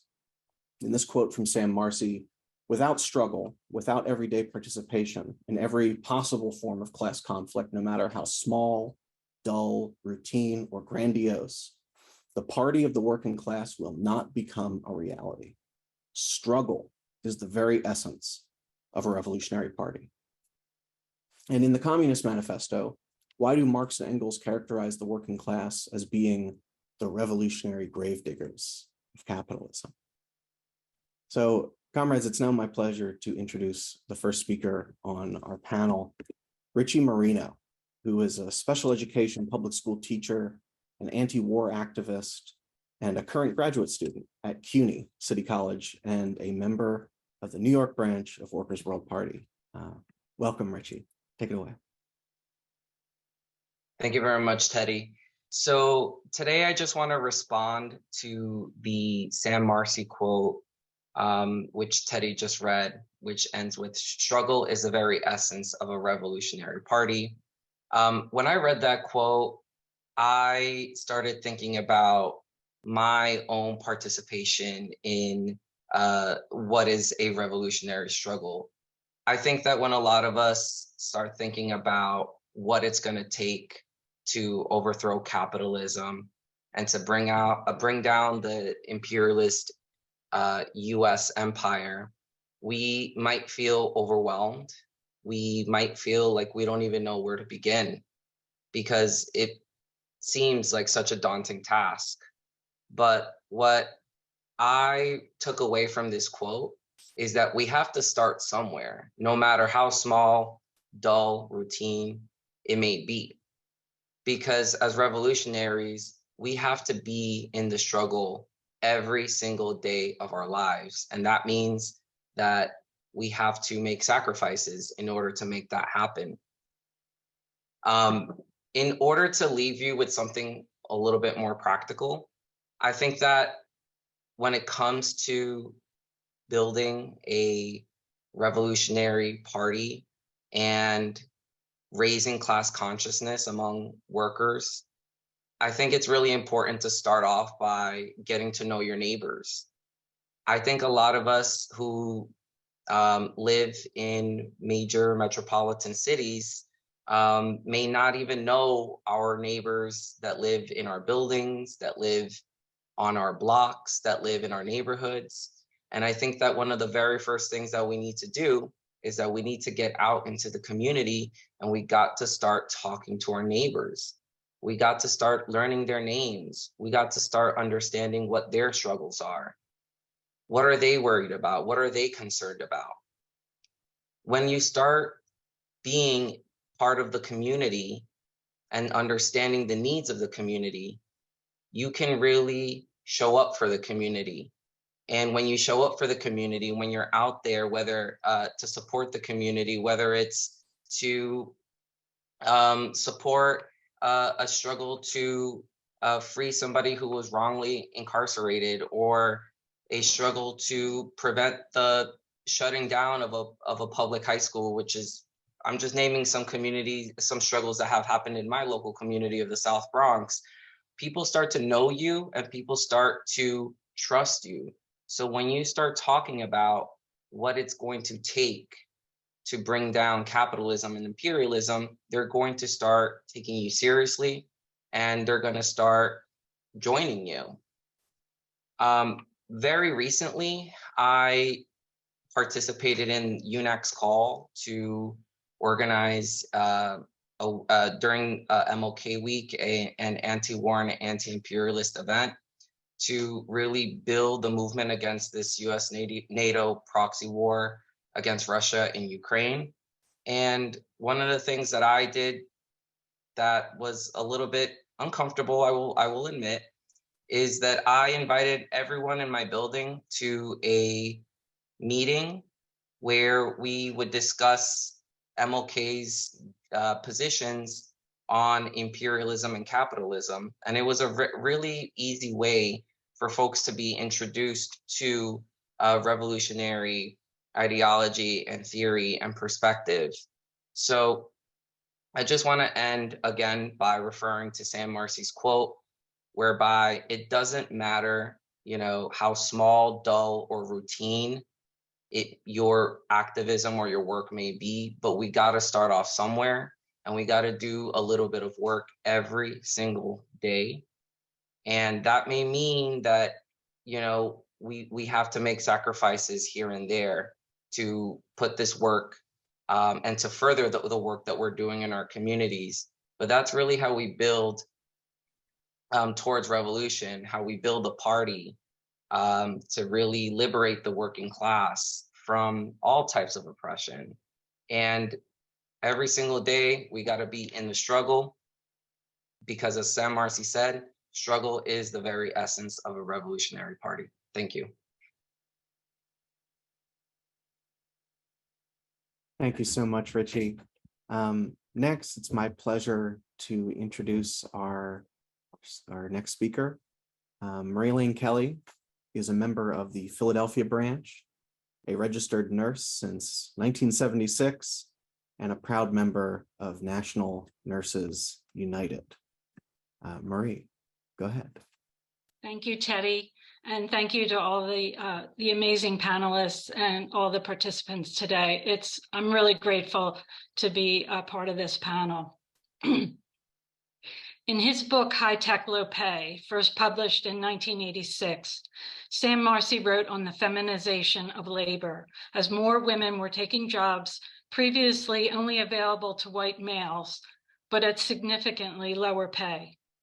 My focus will be on the work of nursing, where women already were the majority of the workforce.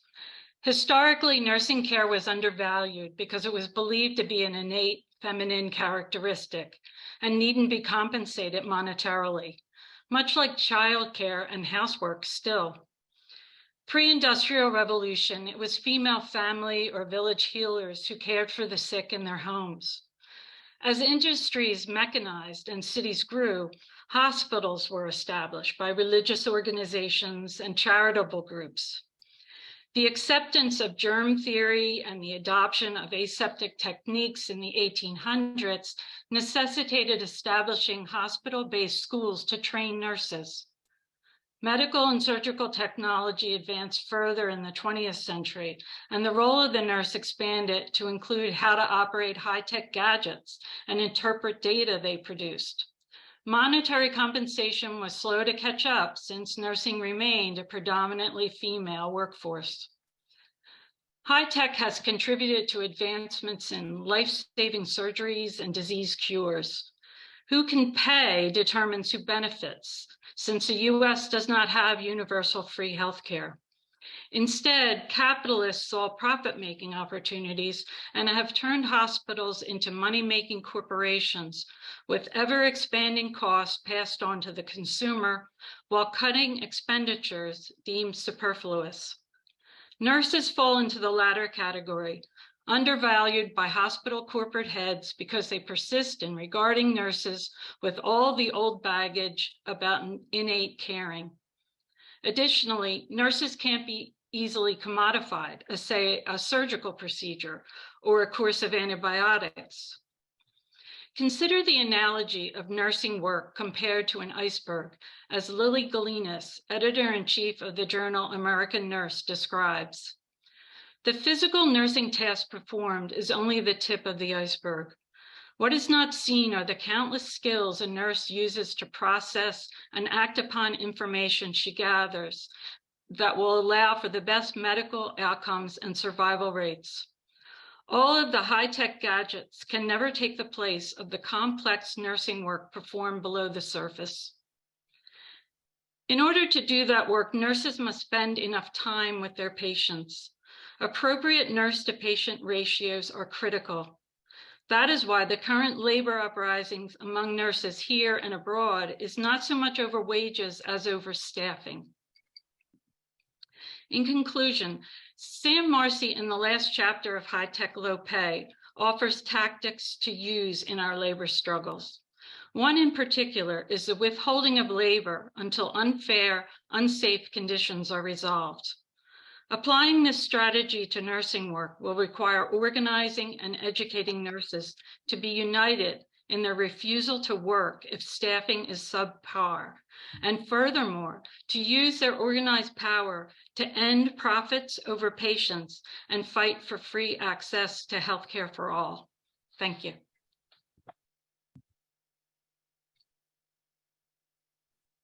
Thank you, Marie. And astute viewers will notice that that's my mother, who I couldn't be more proud of. You do look alike. Indeed, right? It's my pleasure now to introduce our next speaker, my dear comrade, who I owe so much to, Stephanie Hedgecoke, who is a 40-year member of Workers' World Party, a lifelong union activist, and a CWA member. Go ahead, comrade. Comrades and friends, the working class in this country hails from all nationalities, all races, colors, gender and sexual identities, ages and abilities. Well, who are we? Hairdressers, truck drivers, freight rail engineers and conductors, electricians, cable installers, cooks, wait persons, coders, painters, plumbers, dock workers, air traffic controllers, pilots, flight attendants, baggage workers, farm workers, meat packers, bartenders, janitors, building maintenance, librarians, press operators, film crews, mechanics, forestry workers, grocers, warehouse workers. Well, this list could just go on and on as workers make everything in this society run. Everything. The ruling class does no labor, it just reaps profits. Marx and Engels called the working class the only class that can be the gravediggers of capitalism. Only the working class has the capacity to shut down capital and empire. In Cuba, historically, in 1959, the workers in Havana occupied the banks and factories, after the new revolutionary government had passed a law to nationalize the Cuban resources. The revolutionaries called for it, and the workers made it happen. More recently, on the 35th day of the longest government shutdown in U.S. history, 800,000 federal workers, including air traffic controllers, were not being paid or had been furloughed. On January 25, 2019, the largest pilots and flight attendants unions declared, well, it's no longer safe to fly without proper air traffic control staffing, so they would begin to shut down the airports, starting with LaGuardia. A few hours later, the Trump government backed the hell down and announced a deal to end the shutdown. And the CWA flight attendants were planning for a general strike for February if Trump forced another shutdown. Now, we know the ruling class has kept class consciousness lower in this country from the beginning, using divide and conquer, divide and rule by the racist legacies of slavery and settler colonialism to keep our class from action. Yet class consciousness ebbs and flows like the tides. There are times when conditions are so hard that working people snap into class consciousness. The growth of class consciousness is dialectical, like an earthquake. Pressure builds on fault lines till a moment when the faults move hard and fast. Today, we see a corporate push to force working people back to 19th century conditions. Piecework, gig work, piecework, paid by the job, not by your time. Not just for the youth, all ages of working people are under that gun. So our job as communists is to help build class consciousness by building solidarity among and for other working people, whether it's with joining picket lines, raising awareness of conditions, but even just urging respect for each other as workers on the job and off in every way possible. 2 minutes Today, left. the working class must build solidarity with the Palestinians facing genocidal, Zionist apartheid in their homelands. We must build solidarity for all working people around the world who face the same enemy as we do: Wall Street, the banks, the corporations, and the imperialist war drives as the ruling class ever increases exploitation worldwide. Sam Marcy wrote that there has been a global war on since Korea. The bourgeoisie has long been aware of this. In his prior work, he had explained, it is not a war between the nations, but a war between the classes. In this war, the geographical boundaries are social boundaries. The battle formations are class formations. And the world line of demarcation is the line rigidly drawn by the socialist interests of the world proletariat. As capital attacks the earth itself with global warming, the sixth extinction, and unchecked use of extractivism and fossil fuels, what will be the breaking point when workers rise up to shut down capital and move to create a new system? Comrades and friends, global working class solidarity is the only way we will stop capitalism's war on the peoples, on nature, and save our earth and the very biosphere. Thank you. Thank you, Stephanie. Thank you for that. Next, we're going to hear from Brian Shea. Brian is a member of the Boston branch, and he works in the party's Disability, Justice, and Rights Caucus. Take it away, Brian. Thank you, Teddy, and thank you every comrade here and on the podcast, on the cast here for joining us today. I first met Workers' World Party in 1981 when I had just, like a year earlier, I had dropped out of college and I had gotten a job in what was then called the independent living movement. And it was the disability rights movement. And it was folks with different disabilities who were trying to break out of their isolation. And meet, each other uh, you know, and build solidarity and trust and and organize solutions for everyday life. But what was going on in 1981 was the triumph of reaction. Of that, was when the likes of Ronald Reagan was swept into power by the ruling class because they had decided they wanted to claw back the minor class concessions that had been won by organized workers, by the women's movement, by the Black freedom movement. They wanted to, there were some of them that wanted to repeal the Civil War.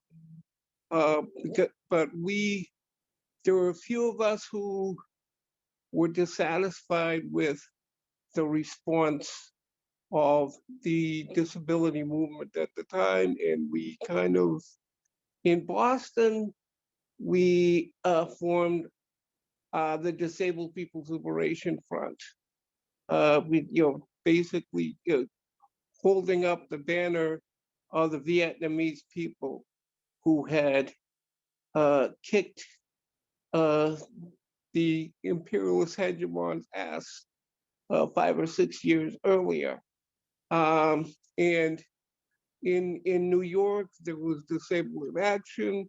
There were all these groups all over the country that were coming together. And that's where I met. I met Workers' War Party when we were in Boston. We were organizing an ongoing set of actions against an inaccessible movie theater chain, which refused to comply with the access codes. We would set up picket lines at their premieres, and there were folks that came on our picket lines and brought trade union solidarity with them, brought militant solidarity, brought working class struggle tactics. Anyone who crossed the picket line, we would yell, "Scab! Don't cross the picket line. You don't cross the picket line." It's little things like that.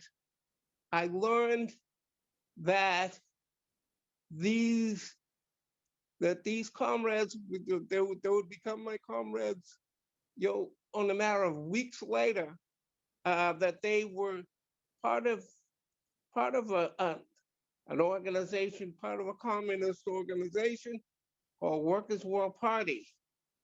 And when I went to my first conference, I met some of the founding comrades who they had learned from.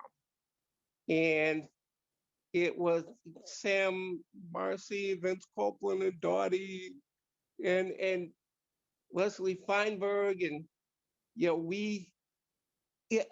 this was a revolutionary organization that saw the struggle of disabled folk as serious and as part of the class struggle.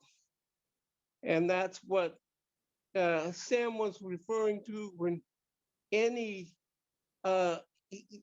struggle is at the center of a revolutionary party. But the vast overwhelming majority of people with disabilities are proletarians. We're not bourgeois. We don't own wealth that somebody else created.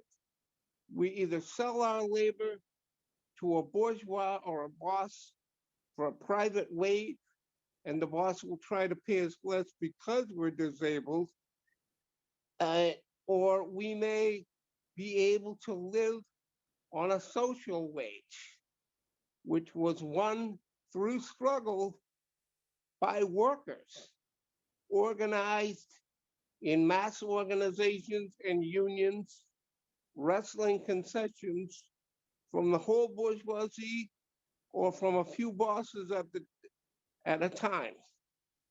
One of the foundational tenets of the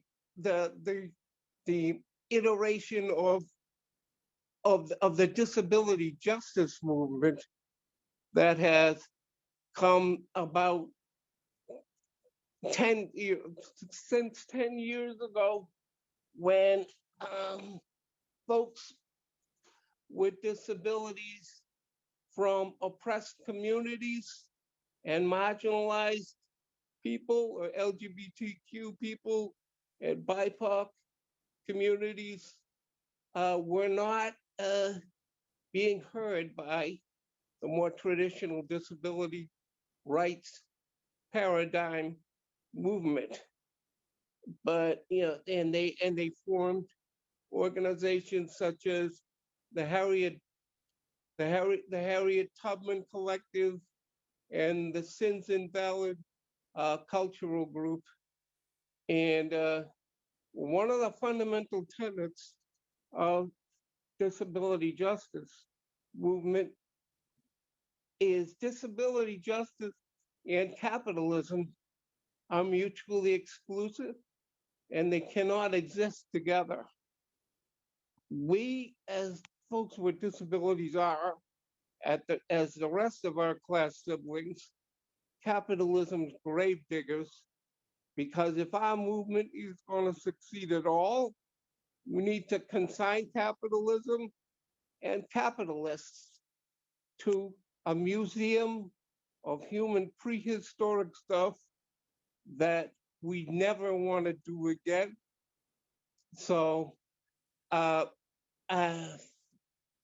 will end on that note for now, and live like Sam Marcy and build a worker's world. Thank you. Hell yes. Thank you, Brian. Next, it's my pleasure to introduce our next speaker. Judy Greenspan is a member of the California Bay Area branch. Judy is a union representative and chair of the Substitute Teacher Caucus of the Oakland Education Association. They have a long and genuinely impressive history in the fight for prison abolition and against LGBTQ oppression. Comrade, take it away. Thank you so much, Teddy. So, comrades, one of Comrade Sam's most important messages to us as revolutionaries in Workers' World Party and to the overall US communist movement was and still is to turn our face to the working class. While this has always been the mission of Workers' World Party, we have redoubled our efforts in that regard over the past several years. This current economic period makes it more necessary than ever for us to ground ourselves in the working class and to join and support working class organizing efforts and to win over the most revolutionary elements of our class to our party.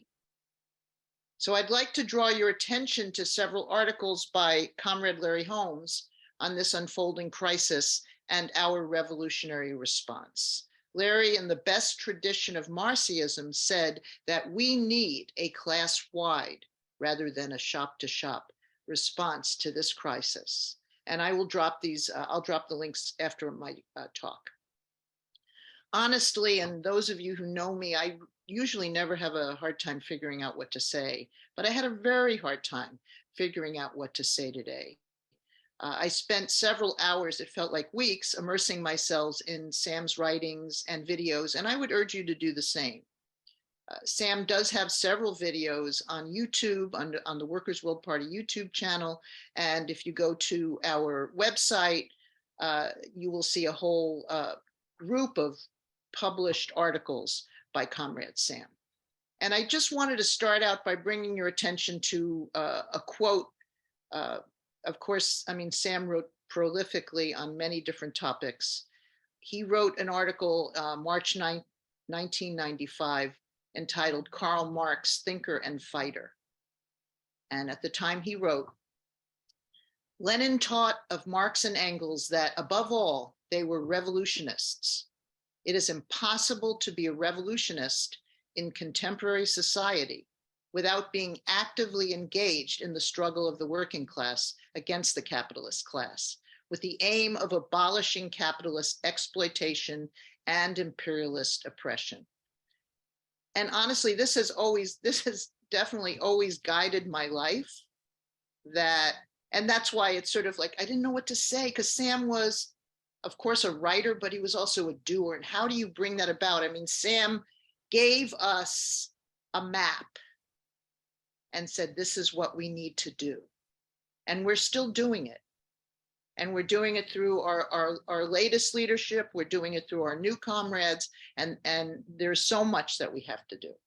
So comrades, as revolutionaries, we're always involved in struggle. And in the interest of furthering it's a good thing that we have some extra time based on how quickly we're going through this program. So, and in the interest of furthering the working class struggle, it is often necessary to take a lone principled stand. And that was one thing that Comrade Sam taught me, and something that I also brought into the party from my own personal history. That to me is one of the most important lessons of Marxism. Every political problem must be analyzed thoroughly, and as material conditions change, so must our political perspective. We must be very fluid in our tactics. So within the working class struggle, this flexibility of action is very important. When the first public organizing of an Amazon union in Bessemer, Alabama started, Workers' World Party immediately jumped in to build a solidarity movement to support it. We formed within the party the Mass Work Committee. And at that time, no other organizations on the left were really looking at the struggle in a major way.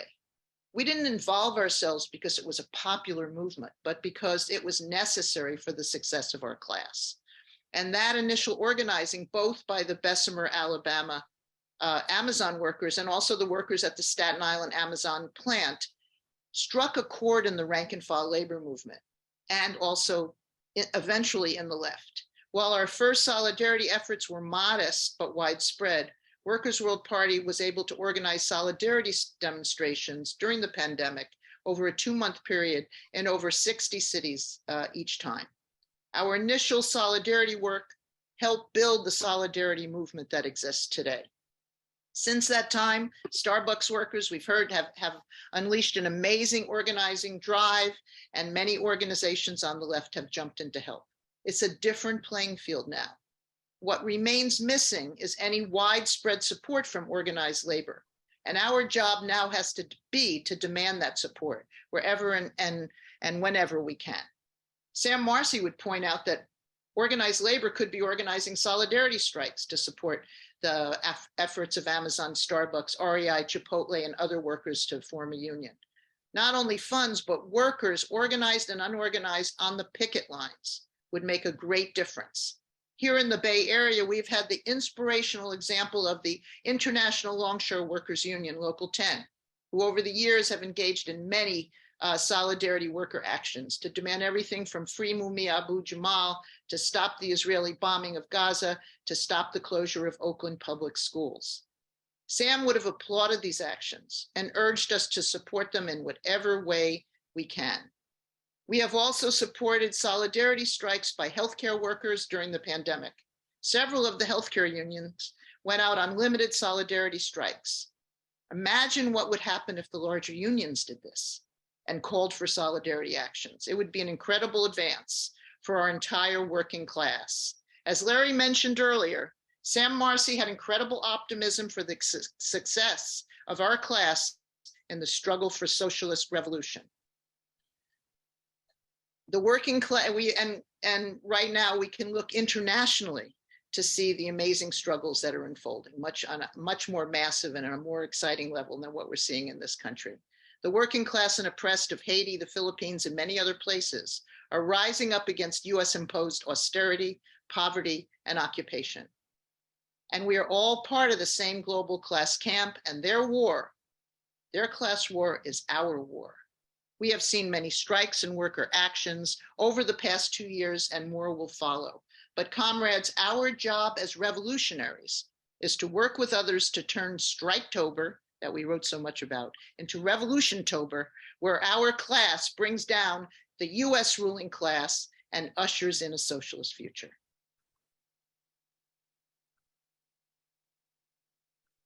Hell yes, Judy, thank you. So real as always.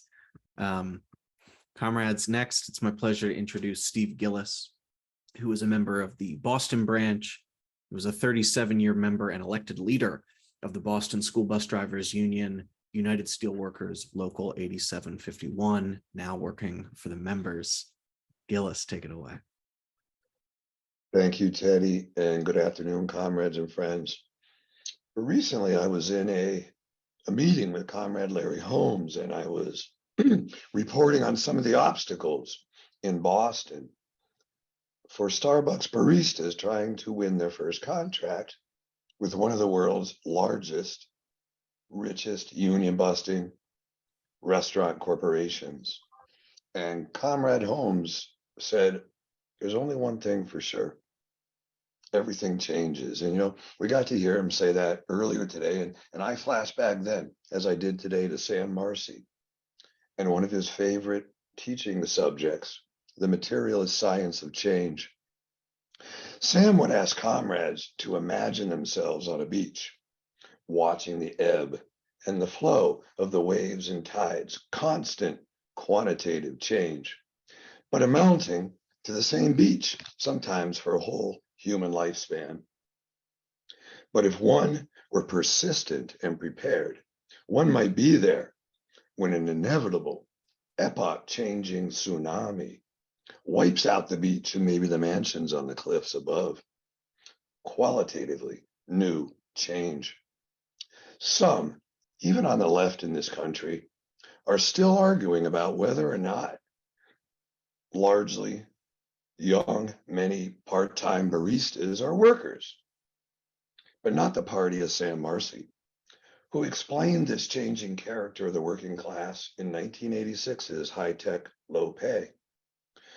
We moved early on to quickly join Starbucks Workers United's struggle, which in 2022 sparked the first national labor offensive since Reagan busted Patco in 1981, inspiring numerous Generation Union campaigns against icons of global capitalism, from Alphabet to Amazon. Since learning of the baristas organizing while in Buffalo to celebrate the 50th anniversary of the Attica Rebellion on September the 9th, 2021, the Boston branch of Marcy's Workers' World Party resolved to be on the front line with the Starbucks workers as best as our capacity would allow. We have experienced an historical new generation of working class leaders, including many gender and nationally oppressed warriors, birthing a new consciously anti-capitalist workers' movement reared in the global Black Lives Matter streets. For 64 days round the clock last summer, baristas electrified the labor movement with a strike and occupation of a storefront on Boston's university campus. Teamsters shut down deliveries while other unions brought supplies and solidarity delegations. Barista leaders organized 24-hour picket, food, strike benefits, mutual aid, security, COVID-19 mitigation, media, legal aid, birthday parties with radical karaoke, and daily meetings, which made collective decisions very much like a workers' government at war. During overnight picket study groups, disciplined anti-capitalists from across the city read communist literature and debated US wars. This 2-month showcase of workers' power in the news on Boston's Commonwealth Avenue is what the local Democrat ruling class eventually decided to smash with Gold Star cops, armed Pinkertons, and lawyers.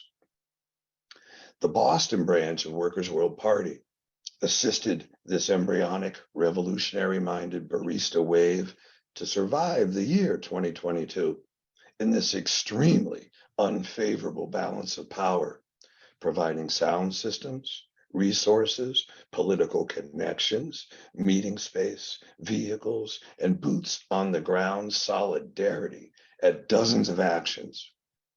This is where Sam Marcy urged us to be, part and parcel of these big and small workers' struggles.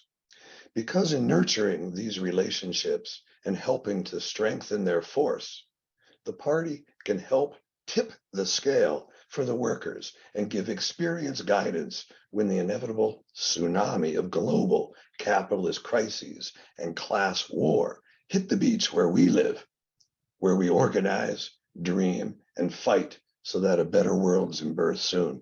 It's been 5 minutes. Oh, yeah. Dare to struggle like Sam Marcy. Thank you. Oh, thank you so much, Comrade Gillis. I got chills when you talked about a workers' government at war. My goodness. Our final speaker for today is Martha Gravatt.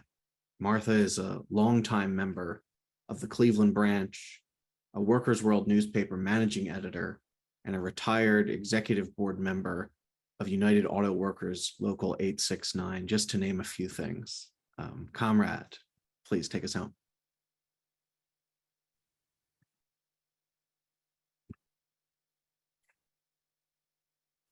And just remember to unmute, Comrade. Struggle is the very essence of a revolutionary party. So true. When Sam wrote these words in 1972, it was at a critical juncture for our party. Our young revolutionary cadre, recruited to a large extent from the anti-Vietnam War movement, were going into the working class, including the organized working class, at a time when unions represented a large section of the workforce. And these documents that Sam wrote that summer, leading up to our annual conference, were to orient us. Face to the masses was our calling. We had to be Leninists, understanding the class character of a union, despite its bourgeois ideology, its class collaborationism, and its ties to the Democratic Party. A union is an organ of class power. We are for working inside unions. That's where the workers are organized. But the changing character of the working class, as described in Marcy's high-tech low pay, has led to other forms of class organization. So we're in solidarity with groups like the Laundry Workers Center and with independent unions like the Amazon Labor Union. It's them versus the boss. Which side are you on? Ask that question through the lens of the global class war. Ask it in the microcosm of a particular labor struggle, and ask it in the macrocosm of the global struggle against imperialist hegemony. Even if we are fighting an individual worker's grievance, we don't go into a meeting with a view towards hearing the other side. Well, we represent our side. This would suggest both sides, representing two antagonistic class forces, have equal merit. No, we shed all pretense of class neutrality. We are partisan to our class, especially the most oppressed. We are tethered to the global working class, and we bring that understanding into our unions.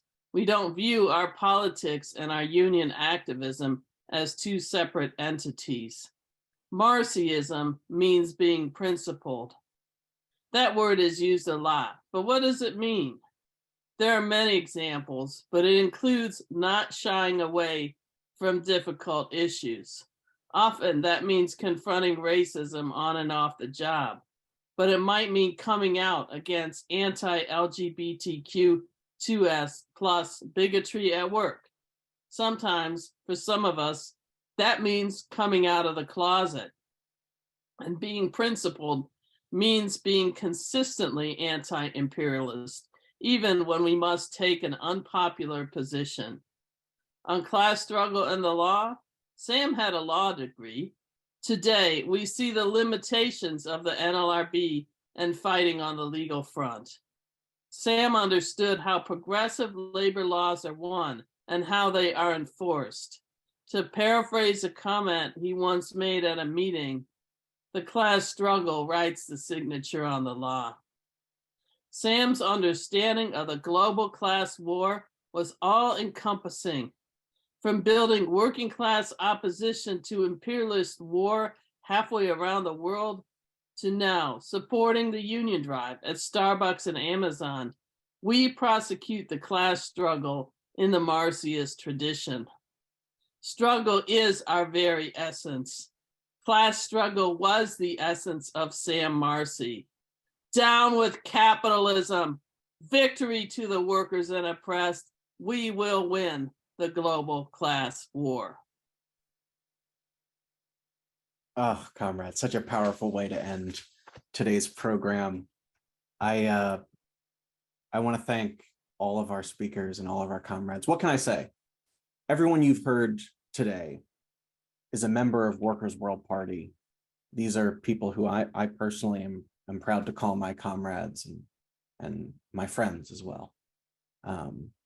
We're not just doing this to hear ourselves talk, and we're not just little boxes on your screen, on your laptop or your TV or your phone.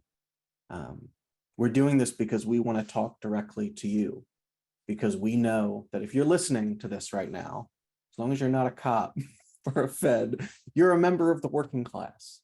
And we want to struggle with you. We want to be in solidarity with you. And we want to build a workers' world.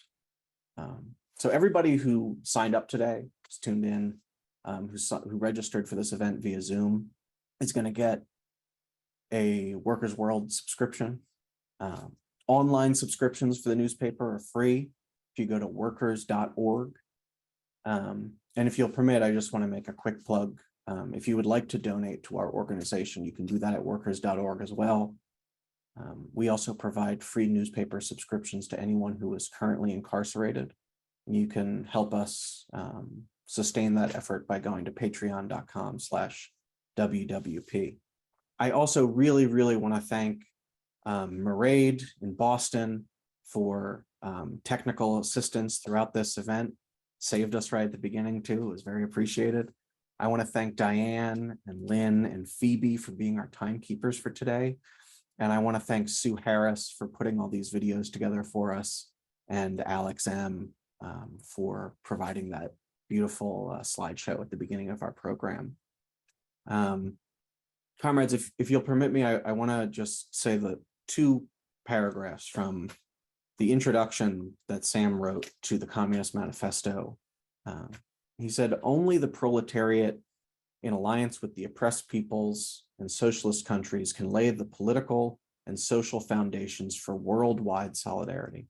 This is precisely because only socialism, which is based on planning and the common ownership of the means of production, can purge the worldwide market of its imperialist chaos, its unpredictable crises, and the reign of the arbitrary based on super profits.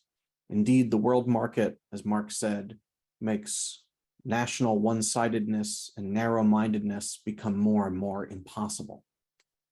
And Sam said, "It inevitably generates proletarian class solidarity, the truest basis for bringing about the solidarity of the human race."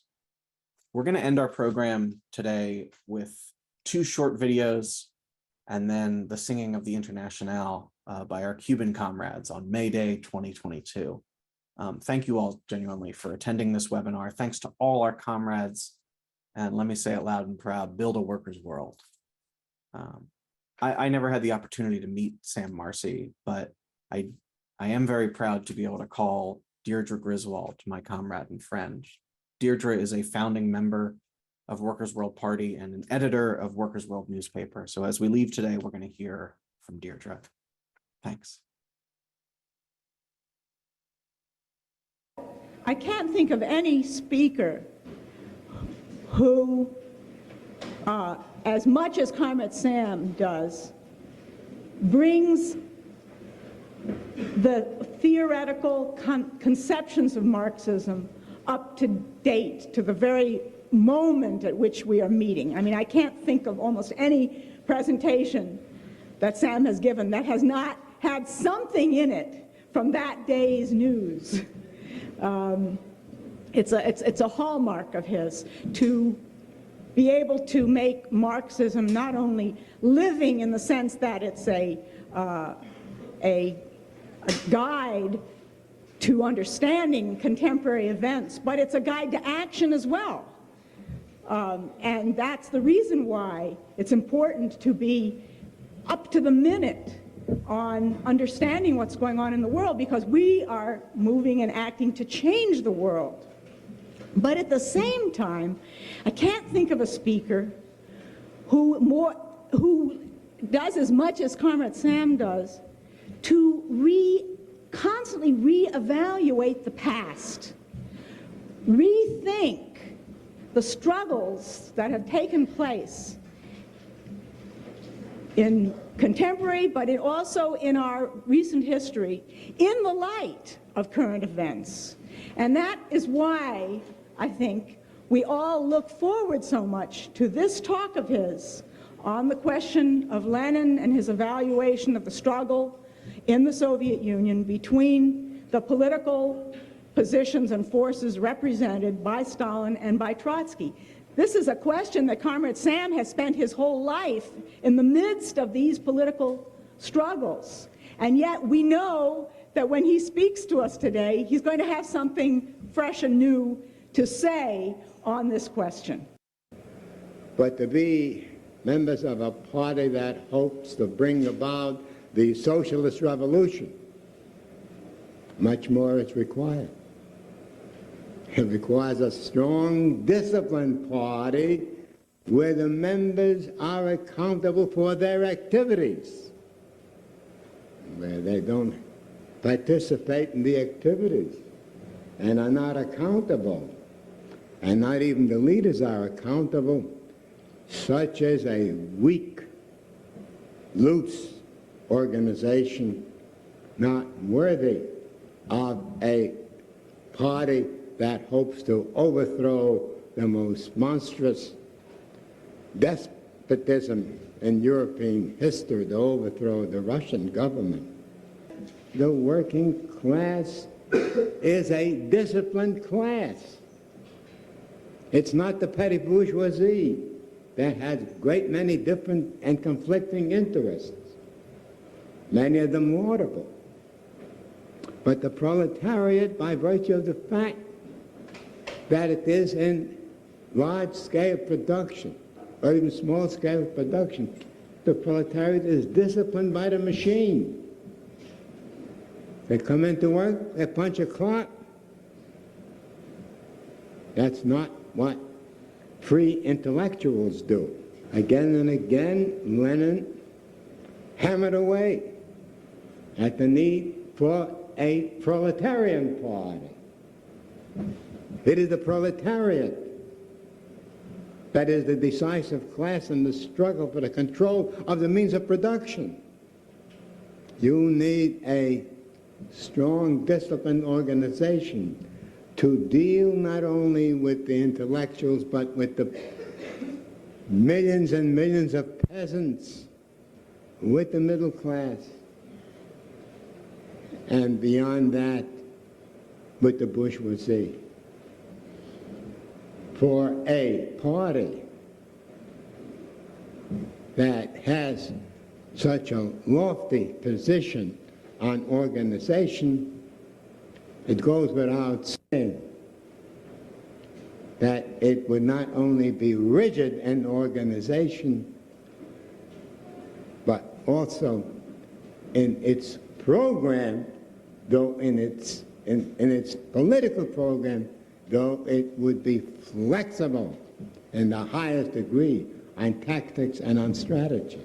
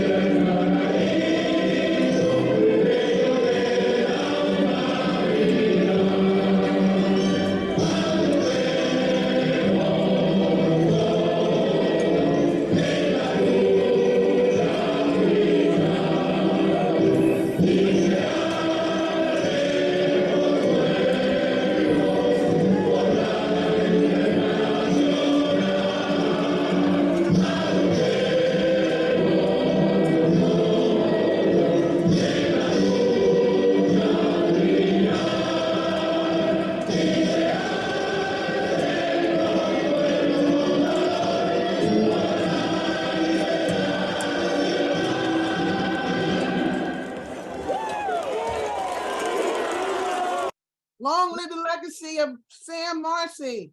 Long live Sam Marcy. Long live Sam Marcy. Still the workers' world. Still the workers' world. Still the workers' world. Still the workers' world.